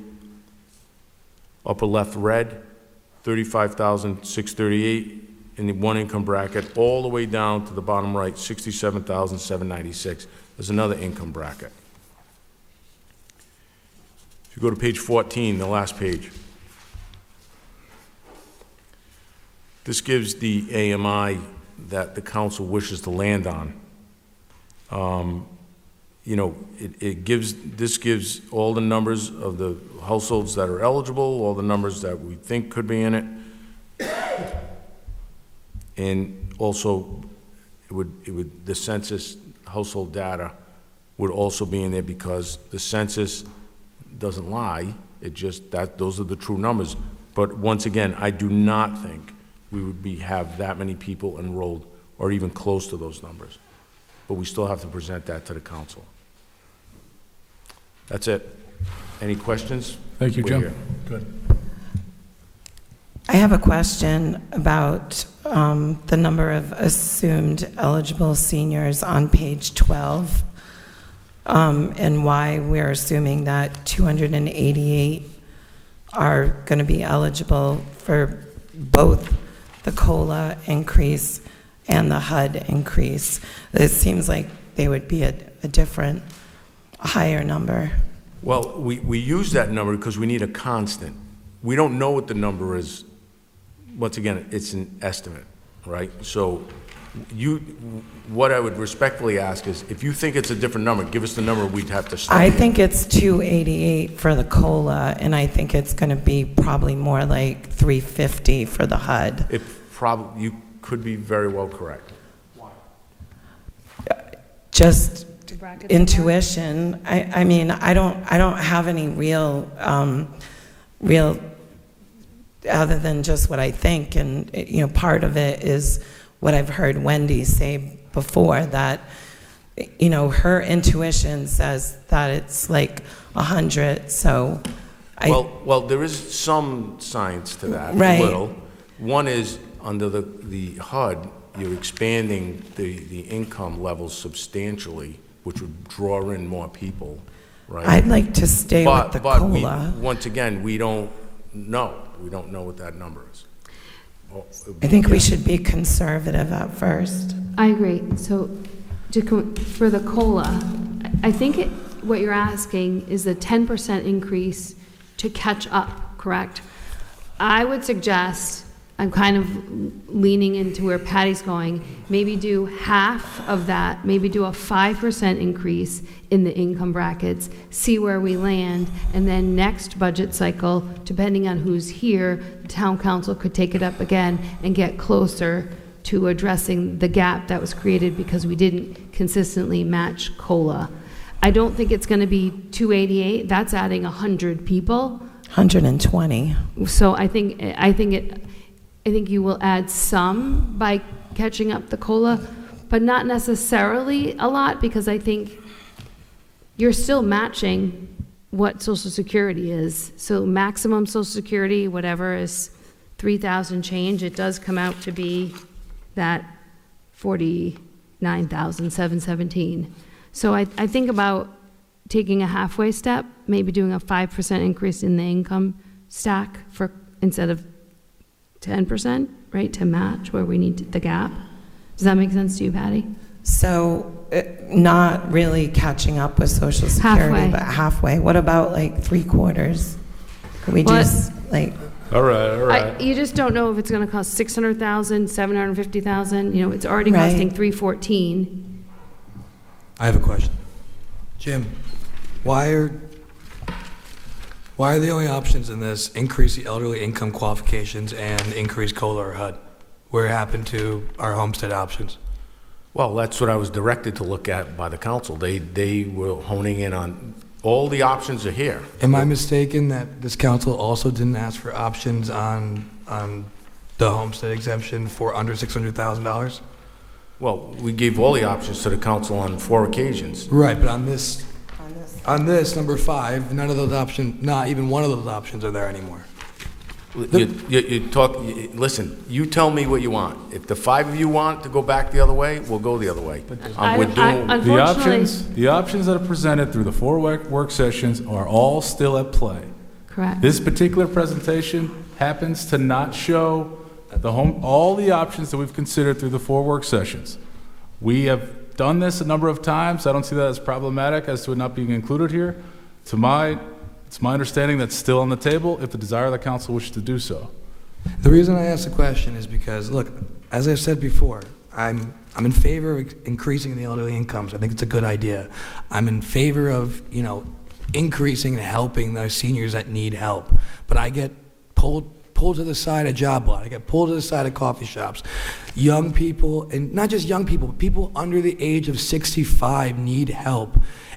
Folks, people are working 3 jobs with kids and they can't work another job, and things are expensive. And I really just wanted to keep our eye on the ball that if your seniors aren't the only people that need help. That is my issue. It's easy to say you can get another job. People are disabled. People can't work a 3rd job. I'm in favor of increasing the elderly incomes, but I was in favor of exploring the option of assisting people with homes that are under 600,000, which is at 49% of our town. And I just don't know why it's not here tonight.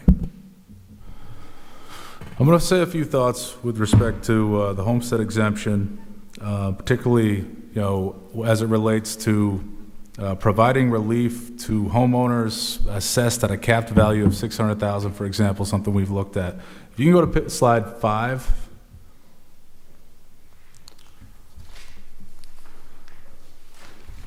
Now, we've looked at this as sort of the baseline for understanding like the makeup of the homes in town as it relates to owner-occupied and non-owner-occupied. And the assumptions that bring us to get to this 80-20 disparity, one of the big things we look at is whether or not the tax bill is sent to that address. That's we're using that as if that is the case, we consider that to be owner-occupied. If it's not the case, we consider it to be non-owner-occupied. Now, that assumption alone, I think, can be faulty, and I think when we start to see things like the numbers rolling in as it relates to the rental registration, I think we'll start to see that maybe these numbers or the assumptions underlying these numbers are not as accurate. And that can be a good thing in the sense of it's possible that the disparity between the owner-occupied and the non-owner-occupied actually out there is larger than the 80-20, meaning it could be 75-25, could be 70-30. And if that is the case, and we'll start to learn this information, as we did the first rental registration deadline, March 31.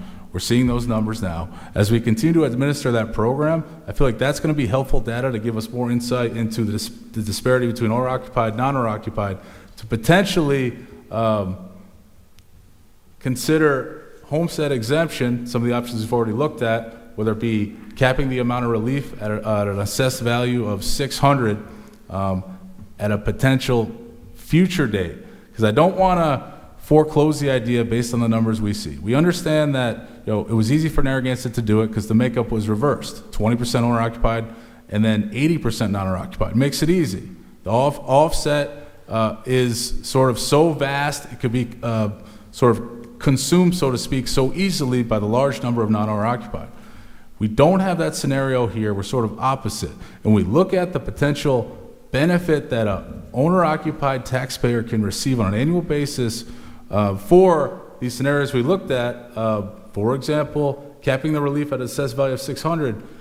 I'm not sure at this time, based on the numbers we look at, whether it's worth enacting an ordinance to reflect that. If someone gets $100 annual tax savings, I'm not saying that's nothing, that's impactful, but I don't know if it's impactful enough to justify offsetting that savings on a large number of non-owner occupied. But I think if we keep in mind and try to keep track of what the real sort of makeup of the town is as we continue to have these things that allow us to track the data better, we'll be in a better position to potentially enact a homestead exemption at a future date. But I'm 100% with you. In addition to looking at trying to find relief for seniors, we do have to try to find relief for younger persons. It's hard for younger persons to enter into the housing market in South Kingstown. It's a very expensive town. Appraised value, sales prices, they tend to keep going up, which is a good thing for property owners, but it makes it hard to enter the market. And we do, as a governing body, have to sort of look out for those young persons to try to find ways to sort of intervene in the market to the extent we can without affecting free market to help allow entry into the market. So I'm with you, and I feel the sentiment, I agree with it. I just think at this time, based on the numbers we reviewed, and we've done 4 work sessions, this is the 5th one, this is sort of a smaller, expedited one, but I think it's gonna be hard for us to pass a homestead in the form that I'd wish we could do from the outset, which was provide relief to owner-occupied taxpayers up to a certain amount of cap. We've talked a lot about a $600,000 cap and assessment. I just think, after we've reviewed this 4 times, it may not make sense at this time, but I totally 100% do not want to foreclose the idea, and I think that the opportunity will still arise later dates as we collect more data on this. But with respect to what we're looking at tonight, I think as these work sessions have gone on, it's become sort of clear, or at least a sentiment from the majority of us up here, that we want to at least pass something that gives meaningful tax relief at minimum to those persons who need it most. Exactly. And that's why, I think a lot of focus on tonight has been increasing the income thresholds as it relates to the elderly income exemptions. Now, getting back to the discussion between Councilwoman Alley and Councilwoman Bergner, I at minimum would like to increase the elderly income thresholds by 10% to align with COLA. But I'm not sort of foreclosed on increasing it 50% to align with HUD. I think by either way, there's sort of a dartboard, shooting at a dartboard as it relates to how many persons are going to be eligible, because the numbers we're looking at range widely.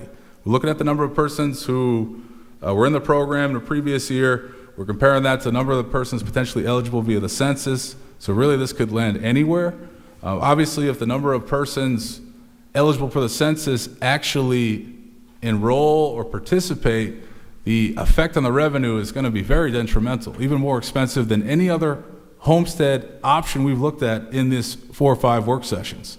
Right. So the potential downside of this is very bad. But I think we need to pass something, and I think what makes most sense is increasing these income elderly exemption thresholds at minimum by the 10%. I'm even open to going farther than that. I think maybe going to 50% is probably too high, but I think at minimum 10%. I think if we do it 5% or 7.5%, that's too little. It's not going to have enough effect. I even believe increasing it 10% is going to have a very minimal effect as to the number of persons that are going to participate. Those are my thoughts. Just a question. So I totally agree with you. We can go to, if you think 10% is what we can handle to align with COLA, we should do that.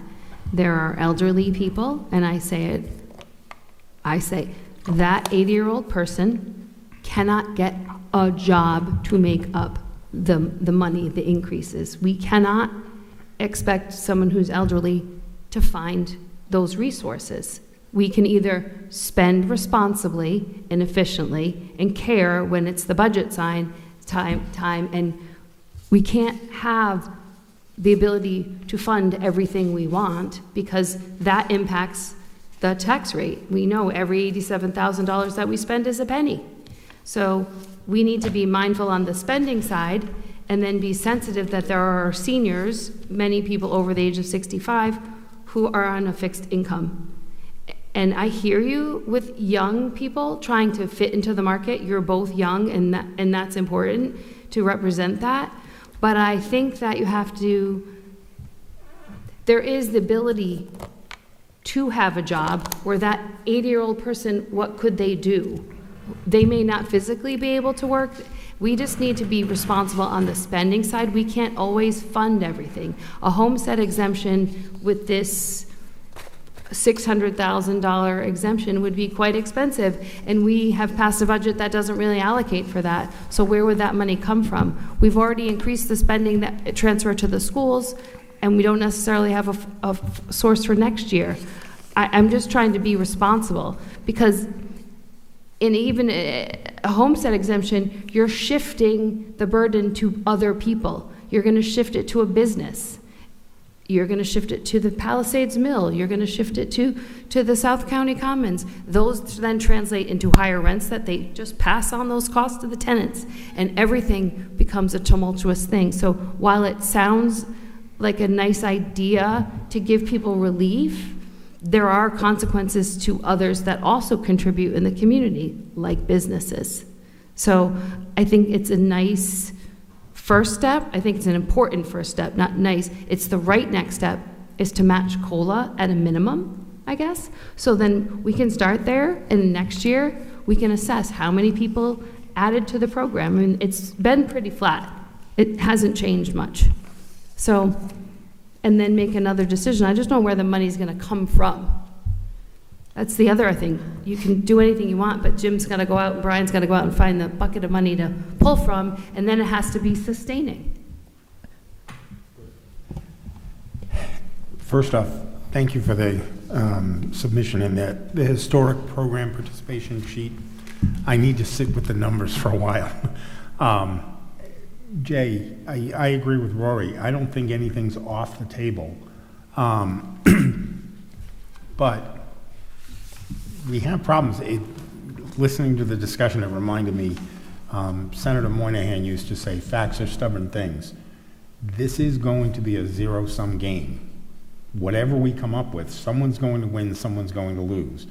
The goal here when we started, after the voters approved the high school and a significant debt, was to try and find a way to help the people who need it the most, however that's defined, and that's difficult. There are people who are struggling who aren't 60, who aren't 50, and I get that. The problem is we can't have a deficit either. The assumptions make me a little nervous. I think that there's potential, because there's been so much discussion about the homestead prospects. I think you might have a substantial increase in participation, and I think there are a lot of people out there who don't take advantage of it now who might, especially if it's 65 as of right and then fit into the income categories. I think we need to be very careful what we do with this. The one thing I don't want to see is us winding up in a deficit situation. Exactly. But I need to spend time with these numbers. I think you all make fair points. You know, I think that you made the point that, the Councilman Bergner, that we have to be more responsible, and if we do implement the homestead exemption, that money is going to come from somewhere else, right? Either our businesses. But I can also say the same thing about the senior exemption. I mean, that money will have to come from somewhere. So when we talk about a homestead exemption, we talk about the senior exemptions, that money will have to come from somewhere. And additionally, I don't know if anyone here has ridden the bus, but I've ridden the RIPTA a lot of times. And I've run into lots of people who are disabled and cannot work. And I'm not assuming anyone hasn't ridden the bus here. I'm just saying, speaking for myself, I've ridden the bus. And, you know, I think it's presumptuous to say, oh, just go get a job. You know, I get it. Elderly people can't work. I just will speak out on behalf of folks that are under 65 who may not be able to work a full-time job or a part-time job.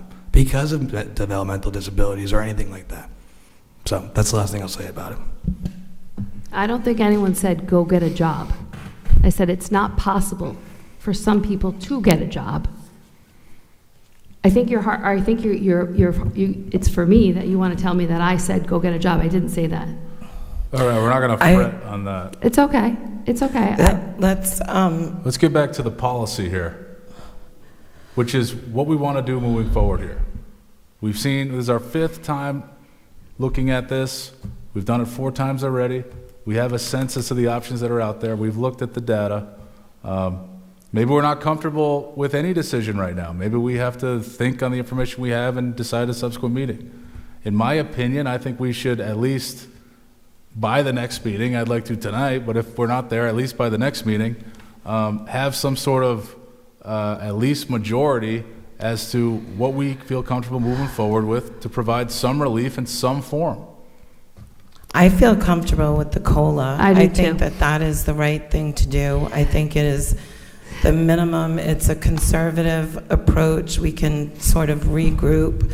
The thing that I did not realize, the extent to which, and we've seen all these numbers in 4 previous sessions, the extent to which we would need to raise the tax level on every single person, and by quite a lot if we were to pursue some of these homestead exemptions, Right. in order for some people to get the credit. So I think really like the short-term rental to sort of get a better handle on that over the next year, as well as hopefully, proceed with some expansion of the tax base, which hopefully we'll see on Tower Hill Road, and that will make it much easier for us to extend further tax relief in future years without putting ourselves at tremendous risk this year. So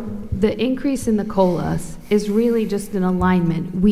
Months and months ago, we had a conversation with Wendy, and I recognized that didn't come consistently before the council, and we decided that we would change the fee schedule so that in the future, Wendy didn't have to always come back to the council to remind us to meet the COLAs. So this change, if we just increase to meet the COLAs in that 10%, that's just a realignment. That's just, maybe that's not the right verb, but it's the right word. It's just to realign to match what COLA should be, which in my logic thinks there isn't going to be a substantial increase, because if Social Security always changed like this, it's the same number of people that are in that same sort of gap. I don't think it's going to be enormous. I don't think it's 288. I'll buy you I anything think you it's want 260. at the Oyster Bar, if I'm wrong. And We just should a do a friendly reminder, pool. this is it hurts a little more because we haven't increased it in 3 years. So It's next year, right. it is going to Yeah. hurt a little now because Yeah. of that. Once we realign and amend the ordinance where it's embedded in, that I Exactly. can just do my job. Right, 'cause I we can want- that's just what amend it makes every year, sense. and then, and I do also want to just say one thing, because I hear everything that's happening, and I want to give you the data. I really think data is the way of the future here, and let me tell you, that's one of the biggest challenges. I can't speak for all the other department heads, but I know for me, sometimes I'm climbing up a hill chiseling on a tablet like Moses, and other times I've got a new software. So we're in 2 different worlds right now, and we're bridging not only that gap, we're bridging a COVID gap where I'm still trying to claw my way out of a lot of Swiss cheesy things happening, right? So there's all sorts of challenges that we have, and the challenge for me, because I want to look at the data too so that I can give that to you and simplify it and make it digestible, is exactly that. So when you had asked for the household, I heard that, but then I thought, well, if I break it down for 1 or 2 households, that's not really going to give you what you need. You got to go further. We need to know how many are 1, 2 people households, what are their income, what's their ages. Other towns will do a different bracket for 75 and up. They get an extra 5%. Or all these, there's so many options. I mean, I could give you 20 scenarios now, but Right. we've already burned our Right. wheels on it. So I want you to know that starting this year, this would be the time to let me know in July, what do you want for data? Because 'cause it's I'm a new already going to make application. this is a manual program. So Wendy, We I have think to do it we're manual. going too far ahead. right But I now. hear you. So I let's- understand. I understand. So let's, so, yeah. I'm happy to make a motion that we adjust the elderly tax abatements to align with COLA, just to realign, because I think that's what a responsible council 2 years ago, year ago, 3 years ago, we should have been doing, and it should have been automatic so that Wendy isn't now climbing. And then going forward, I think the responsible decision is we have it as a fee schedule so that every future council doesn't have to have a debate about the COLAs. The COLAs just are no-brainers. We should be matching that and moving forward. I agree Do you want to make completely. that motion? Question before we make that motion. Didn't we already pass something at a previous meeting that empowered you, Wendy, to use your discretion in increasing the amount of the elderly income threshold? You, it wasn't a motion, it was a recommendation to work with legal Yeah. to redraft it. So that's my next step. It was to- Unfortunately, it I'm in the was middle to of study- certification. It was so- to study what that number would be and then, come back with the tax impact. And I think that's what we did. Okay, so is this what is this, an ordinance? What would we have to Separate. do to effectuate this? The end of this would be an ordinance. Say that again? If the council wants to make a motion tonight, if you've come to a consensus, you can direct staff and legal to come back with an ordinance amendment. And that Okay, so at the ordinance- next meeting would be an issue an order of notice for a public hearing? So that would be that we would have a fee schedule, and the fee schedule potentially could be based on Social Security COLA increases, correct? And if at that time, between now and the time of the public hearing, we have some sort of change of position and we want to increase it more so than 10% or less than 10%, we could take that up at the public hearing and make such amendments. Correct. Right. So my motion would be that we increase the elderly tax abatements to align with the COLA for now. And we have to have a public hearing to effectuate that. What? The elderly tax abatement exemptions are the same. Second. Okay, we have a motion, a second, any discussion? I'm just going to clarify. We need a public hearing to do that. So at the next, No. Are we changing an ordinance here? Okay, so we have to have a public hearing to change an ordinance. okay, so that would change the income amounts subject to these abatements here. I don't, I'm sorry, can I? And in addition to that, the ordinance would empower Wendy to increase the income thresholds on an annual basis to align with COLA, CPI, whatever it If is. that's the council's direction, we can write that into the ordinance. Okay. But that's part two. Every year, the council could change the elderly tax abatement table without an ordinance. Yes, I don't know if that's correct. that's true. We've done it. We didn't make an ordinance every time we changed it, We Rory. might have had a public hearing every time we did it. We didn't. If it's in the code of ordinances, it can only be changed by an ordinance. I'm. Wendy, do you I have- recall the we previous have- times we did it? Was it at a public hearing? I'm hearing that one of the questions from the clerk was whether this can be in the schedule of fees. Tax exemptions are typically set by ordinance, not in a fee schedule. I think there's a lot of misunderstanding here, so I think we just need to take a pause. Everyone, I think we have to do it at another meeting, because when I've served on the council, I clearly remember amending it. It was presented by the tax assessor, and we amended the totals. I can only, it We was did in the ordinance, and there was a public hearing. Amy, is there a I way to remember in sort of 23 when do the a quick previous lookup on assessor this? was here. My advice is that ordinance changes require a public hearing. These are set forth in the ordinance. You need a public hearing to change the amounts set forth in the ordinance. And if the council wants to include either, I don't know if discretion is the right word, but, automatic adjustments so that you don't have to do Yes. this in the future, we can certainly write that up. We've had that conversation at least 3 times, that we want that so that we don't have to create this, because we want to avoid apparently you're telling us now it's a public hearing every time. So we wanted to avoid that so we can bake it into the ordinance that the assessor is empowered to realign based on COLA. That is, I feel like I'm in Stranger Things, in the Upside Down. Yes? That's correct.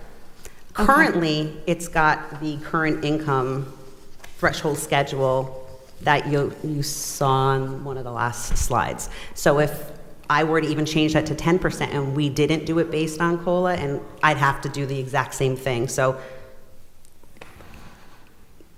Amy, the section order of notice, public hearing 1744 of the ordinances, that gives us the schedule. It seems to me that. Correct. So if the schedule is in the ordinance, then changing the schedule has to be by ordinance. Changing anything that's in the code always requires a public hearing. If it's ever been changed without a public hearing, it shouldn't have been. All right, so at the subsequent meeting, there'll be an order of notice for a public hearing to be had at a subsequent meeting, right? So we'll, as a new business item or consent item at the next meeting, 2 weeks from today, there'll be an item to issue an order of notice with respect to amendments to this ordinance relating to the income amounts for the exemption. And we'll add language authorizing automatic increases on an annual basis to align with, Amy, let's see what you come up with. Well, I'll work with the assessor's office and staff on this. I just want to make sure I know what the direction from the council is. All right, and is it typical that you align with COLA, or you align with CPI, or you align with inflation, or you align with something else? we have historically always used COLA. And cost of living adjustment is Cost of set living, forth by and it's set forth who? by the Social Security Administration. They do use the CPI index.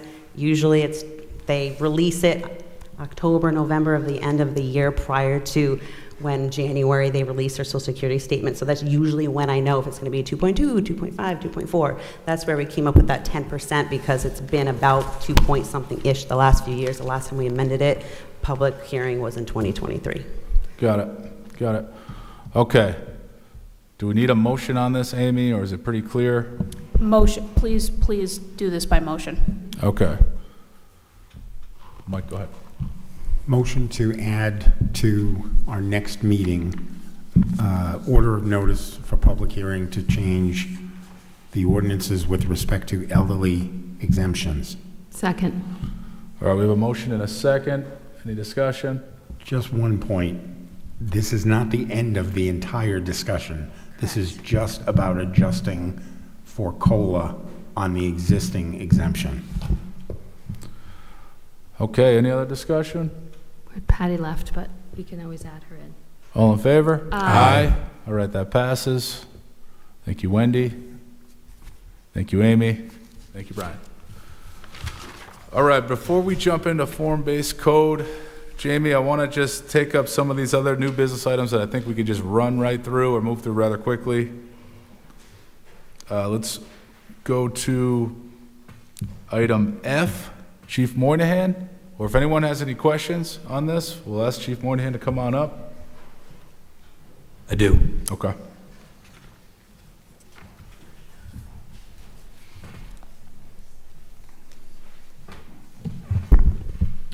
Good evening. So this is a request to purchase a solution that will really be able to sit on top of our records management system, our CAD records management system. So Councilwoman Bergner made reference to, being able to search our database and retrieve data. Our system is currently approximately 25 years old. It works. There was a project underway for a statewide records management system. We aren't at this time going to move forward to that as it would increase our costs. It was going to increase it by 3 times what we're currently paying. Our records management system works. The biggest downfall of it is that it's an old software solution and we're not able to pull data out to analyze. This request is basically to analyze our data in relations to the well-being of many people that we deal with, and specifically for overdoses. If you were to ask me how many overdoses we had in a year, I wouldn't be able to tell you very easily. If you ask me how many times that we deployed Narcan, I wouldn't be able to tell you very easily and repeatedly. So this would give us the ability to analyze our own data that we already have in-house and be more efficient in the way we go about doing our business. In addition, the paramedicine program that Chief Stanley runs, this database it's going to sit on top of our CAD system. So our CAD system is every 911 call that comes into the station, it gets assigned a computer automated dispatch number, and we track that information. So if you could think about it, is we could get a 911 call for maybe an elderly person who fell in their house and they needed assistance with getting up. They couldn't get up. Right now, under the paramedicine program, when that happens repeatedly, the paramedics will make note of that, and then they might institute proactively going out and seeing if anything else could be done before a 911 call comes, And so analyzing our data, we're going to be able to be more efficient all the way around. So both on the EMS end and the police end is where these calls of services when they come in, we can set certain alerts. So as the example of the person that fell, it may be that we set an alert that if a call comes in maybe 2 or 3 times in a period of time, it sets the alert so that we can look at it and see whether additional things can be done to prevent that 3rd call or 4th call from happening. Importantly, I think for the opioid, we have a lot of people that are struggling with addiction, and having the tools to be able to analyze our database more effectively will allow us to get services to them more efficiently. So we went out to bid on this. This was a new solution or product that we looked at. Peregrine was overwhelmingly the lowest bidder that we found.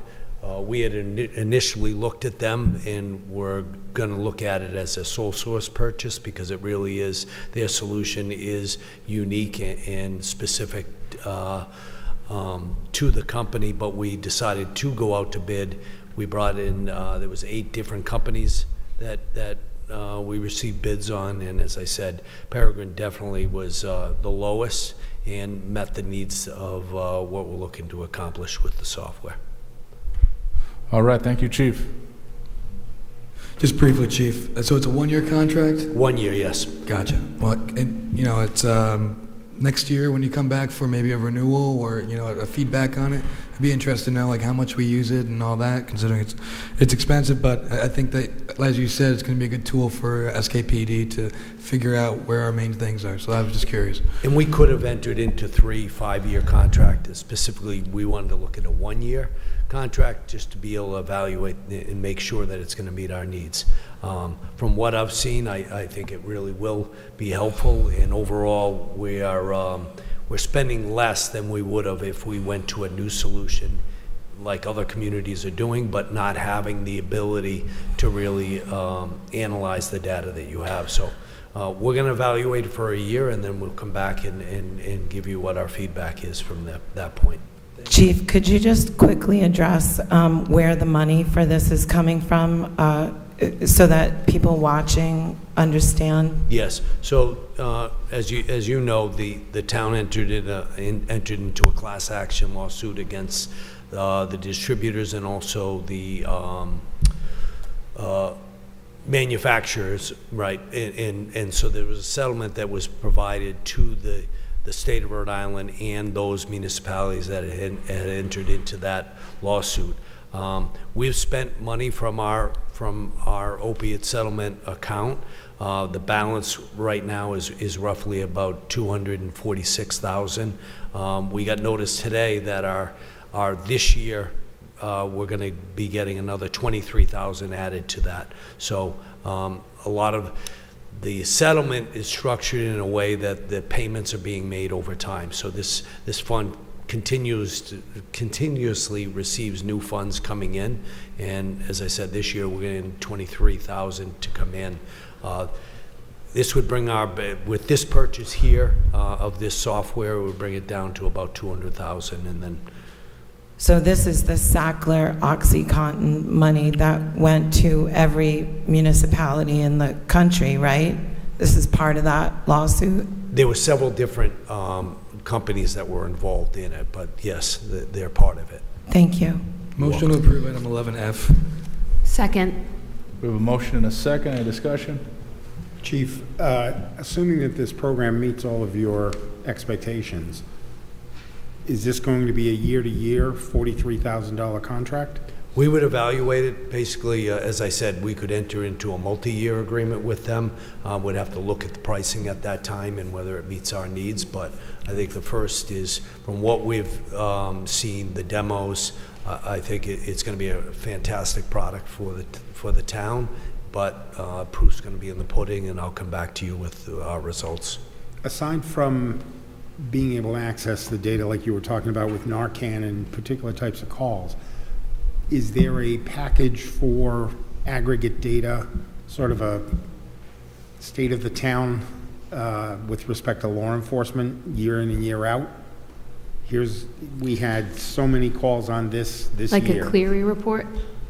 Yeah, Okay. so the automation and the way we're able to, so what it really does is merges different database sets together. So what we've asked for, it's going to bring our CAD, which is our dispatch software, together with our records management software, with our body-worn camera, with our time management software. It brings it all into one so that we can analyze that data together. And I'll give you an example with the time management. We can take URI graduation.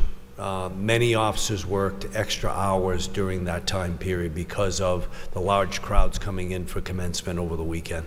We had 3 suicides that weekend.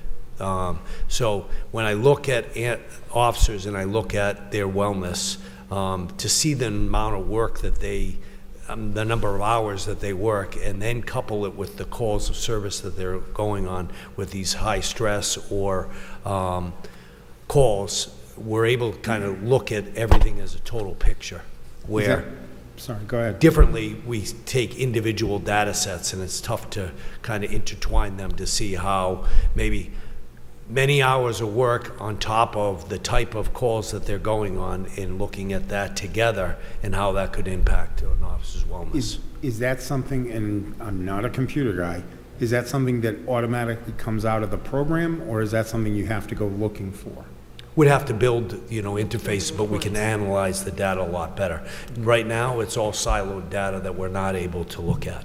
I noticed that the contract, according to your memo, includes onboarding and training. How many people are you looking to train So to this would be operate this? a tool really for supervisors and above, upper management really, of looking at what we're doing at the police department, having better data. I mean, even when it comes, there's been many examples that have come in front of the council here where you're looking for information on, maybe it's vehicle stops under by a specific violation. You had the oversized vehicle conversation a couple meetings ago. We're able to analyze that data a lot more efficiently with Traffic tools stops? like this. Traffic stops would be included By over a road or period of neighborhood? time. It would be, Everything. specific. It really zeroes it right down. And as I said, our current records management system does the job of maintaining records. What it doesn't do is allow us the ability to analyze the data, which 25 years ago wasn't really the big concern. Now, as you know, data drives a lot of our decisions and creates that efficiency that we need in policing the town. And I'm sure you're waiting for this question. Who else is going to have access to the data outside the police department? Only us, and so this was specific in the bid, is that it is a cloud-hosted database, but it has to meet the CJIS, which is the FBI Criminal Justice Information Services guidelines, which are extremely strict, that really confines that and holds it very tight, so it can't be hacked. I mean, that's a lot of our criminal justice information is housed in those data sets. Short of some criminal activity, nobody outside the No. police department.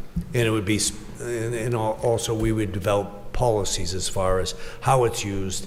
And again, it's not so much that it's new data coming in, it's data we already have access to. It's just refining the way we're able to analyze it.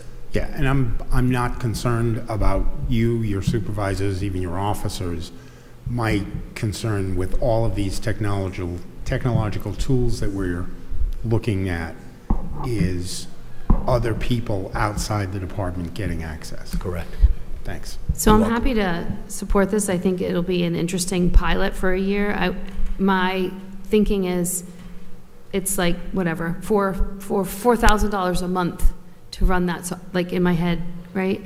And are we getting our money out of that, right? Like, so it would be helpful if you could produce reports that would justify the expense. Like, I do think, since we just amended the ordinance to send the summons to district court, that we, at least for this year, crank that out. Like, how many students by when, where, where are the hot spots of things, so that it's useful. Because like many people, there are lots of fun bells and whistles that people want to have, and then there's the things, do you really need that? This seems good, but I think that everything needs to be well used, and if it's not used, we move on from it. So I'm happy to support you and make a motion to approve item 11F. There was already a motion and a second.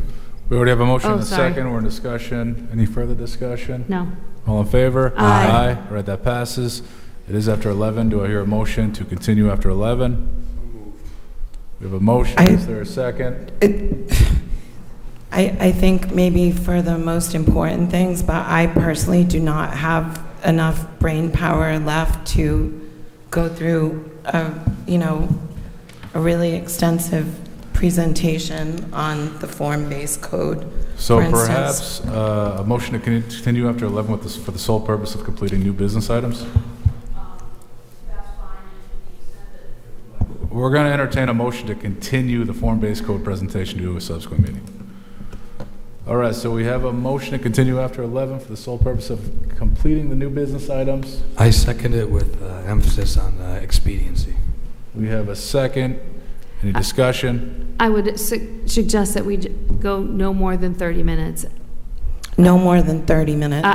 I have to get up very early, so we all All right. We have a You have no motion and a problem with that? second. Any further discussion? Okay, all in favor? Aye. All right. Do I hear a motion to continue item D to the next meeting, first meeting in June? Second. We have a motion and a second. Any discussion? And Jim, perhaps we can move that on the earlier side of the new business, maybe item A, if we could. Yeah, I was going to say that because I'm very sensitive. Jamie has a long drive home. All right, we have a motion and a second. Any discussion? Aye. All in favor? Aye. All right, that item is continued to the first meeting in June. Okay. Here's what we're going to try here. What's left? Does anyone have any questions with respect to any items F, G, H, I, J, K, and L? I do. Okay. You want to point out those items? Yeah, just item L is Jim's contract. Yes. So, Are there any questions, comments with respect to items F through K? I have no comments. F. We did F. Oh, sorry, G through K? G through K. Oh, no, no. Motion to approve items 11G, 11H, 11I, 11J, and 11K. Second. All right, we have a motion and a second. Any discussion?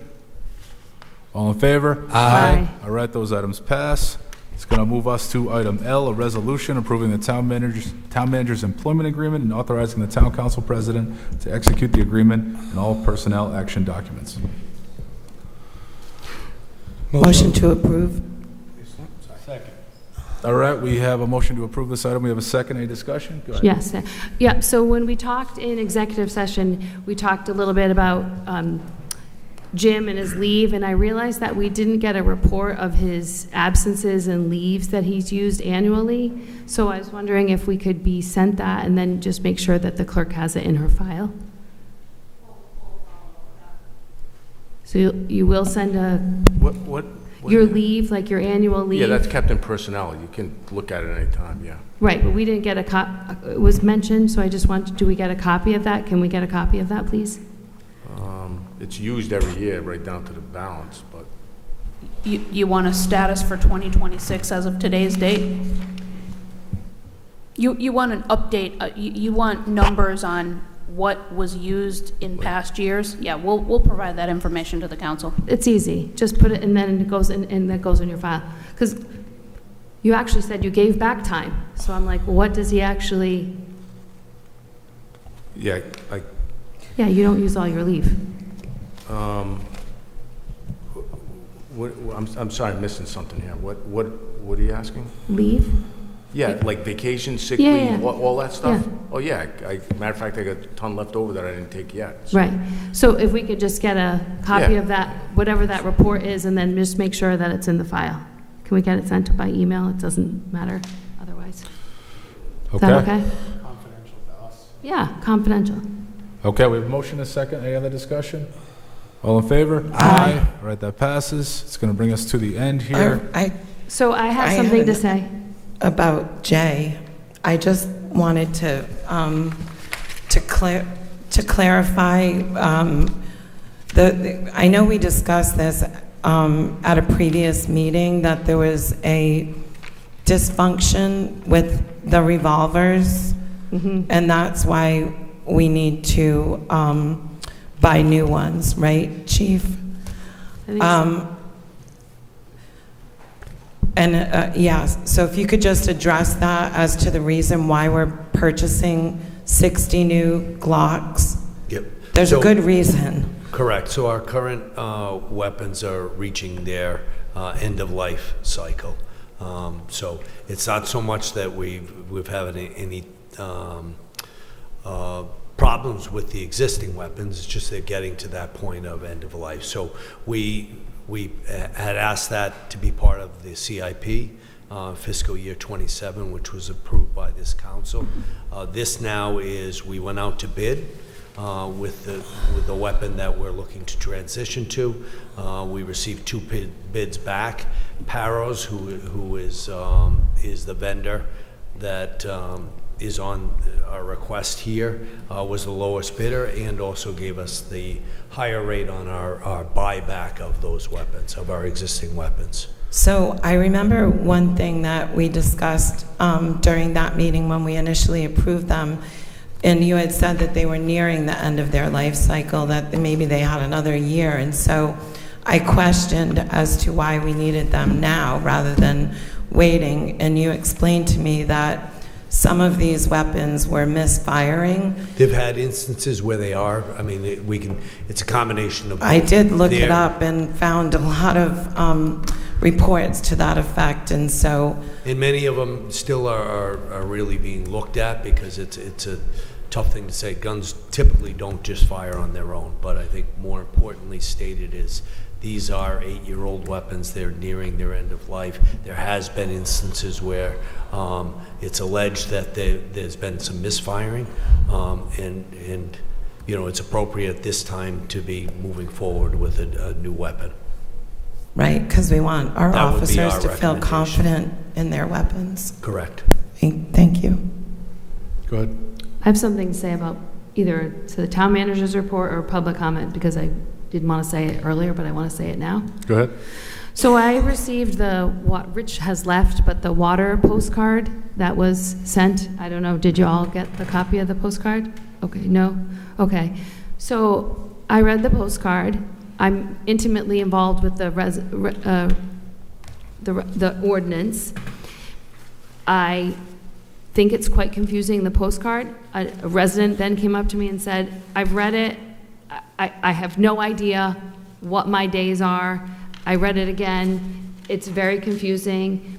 In the future, I think it could say, anything to say, you're District 1, and these are your days. To understand it, go here. Because the map, I should have brought it in, I meant to.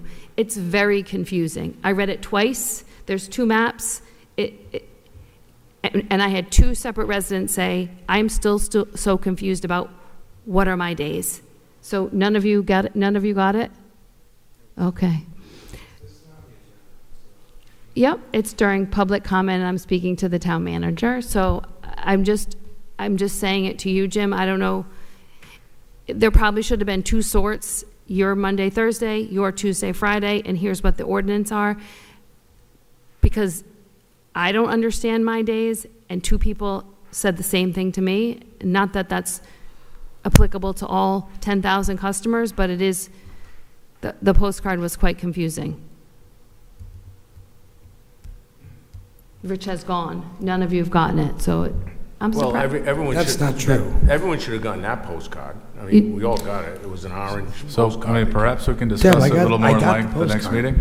So mine, On the manager's report? mine was white, so not orange, and it has my name on it, and it says District Yeah, 1, well, why District... don't- I'll have to do some research. I'll talk to Rich and we'll look at it the next meeting.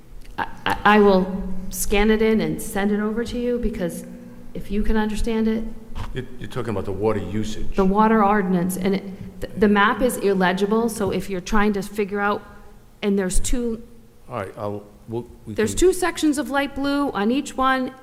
The confusing data, your District 1, look at light blue and this. It really should be very simple. You live at this address, you're in District 1, these are your days.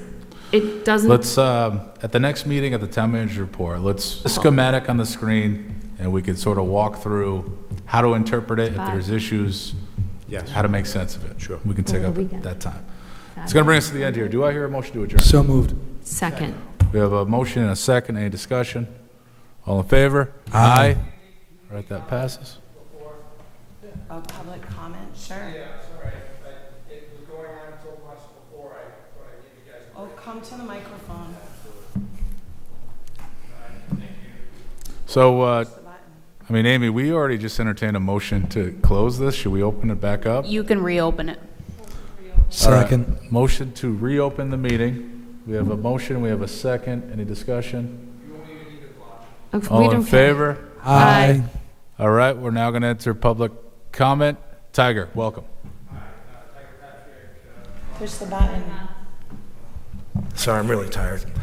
Tiger Patrick, VFW commander across the street, longtime resident. Just wanted to thank you all for coming to the parade yesterday. To the ceremony, I just wanted to get while it's fresh in our mind, what did you think of the seating arrangement for you guys? I kind of polled a couple of you, but I just want to bring that to us if we have to do it again for our next rain. What do you guys think? I liked it. You weren't there. I thought it was good. I wasn't there. I sat next to you. I thought the didn't seating see you. worked well. You were late. I think you were late. Usually For the wearing a record, disguise. I was there. So I never You were recognized late. him. Councilwoman Bergner. I think we figured out that we had to just move the seats back a little bit, and once we did that, it worked fine. I was thinking, because it was really dangerous up at the podium with the 2 mic thing and Yeah. cords everywhere. I was wondering if you guys would mind being in the front row and facing and watching it instead of having your back to the That's to fine, the too. band. Would that be all Wherever you right? need us, Tiger. I felt like we were selling you or something. We're like you hoping were, for sunshine every time, so sure, we'll sit in the front row. Okay, that's I what would much rather sit in the front row and not, would have worn pants if I had known that I was going to be sitting up on the stage. Well, we'll blame Terry Murphy because she left. So she set it up. So anyway, do you mind if for the next time, if it's a rain, that we will have where you will be facing it or sitting in the front row? That's fine. That's fine. The second thing, I wanted to let you know that I came before you all a couple of months ago to announce that we were going to put a banner up, and I asked for permission through your legal if there was anything that would be against having it for 2 months from July and August.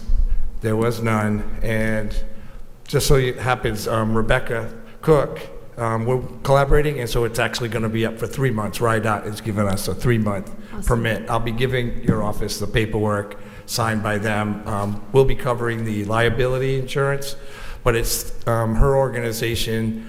We're kind of collaborating on August 7th with Purple Heart Trail, so we're real happy about that. So there will be a banner up for the month of June, putting out for water fire and whatever else she wants to put up. And then subsequently, July and August, across from CVS, right there on Main Street, we'll have Purple Heart Trail event and also the 250th. Kenny and them are working on that. Last thing I wanted to bring up is this young man right here. I haven't seen him in a while, and he kind of surprised me, and he's here today still. I don't know, did you elect him? Was he selected today? Yes. I missed that. Excellent. Just so you know, he was a Voice of Democracy winner for us his senior year. He also helped, he was the first one to videotape us doing our little ceremonies. He was really, really on the ball. But the most important thing that I thought you all might be interested in is for his senior project as well. He was our Student of the Year. He created and put on YouTube. Do you all remember Oliver Stedman? For you, Mike, you might, because you've been around longer, right? But Oliver Stedman, he used to write for the Times. He was like a local historian. He was the first post commander that we had, and it would anecdotal stories about South Kingstown going way back 100 years. And the article that he wrote every 2 weeks or whatever was this date 100 years, this date 50 years ago. You remember, Mike? He had a book that like a 5 or 6 books, I don't know how many, but his senior class project was reading all of those stories. It's an audio book that's on YouTube that he did for us, and it was awesome. And so I couldn't find it, and I'm so glad he was here because we went looking for it the other day, and I Googled, Shane Jones, and thought maybe he'd have an acronym because he's in college now. But he's one of the good ones, just like Dennis, who you also selected today, who's a rock star in my eyes, And I've watched him grow up, and I'm psyched to see you, and it was like a bonus to get to see him today. So anyway, check it out, and you got a good one there, so keep him. Thank you. Thank you, Tiger. Patrick, we should also thank you and Jim and the staff for being prepared for the weather event yesterday and having the ceremony indoors. Thank you. Second. All right, anyone else wish to speak? All right, we got a motion to adjourn. We have a second. Any discussion? All in favor? Aye. All right, this meeting is over. See you next time.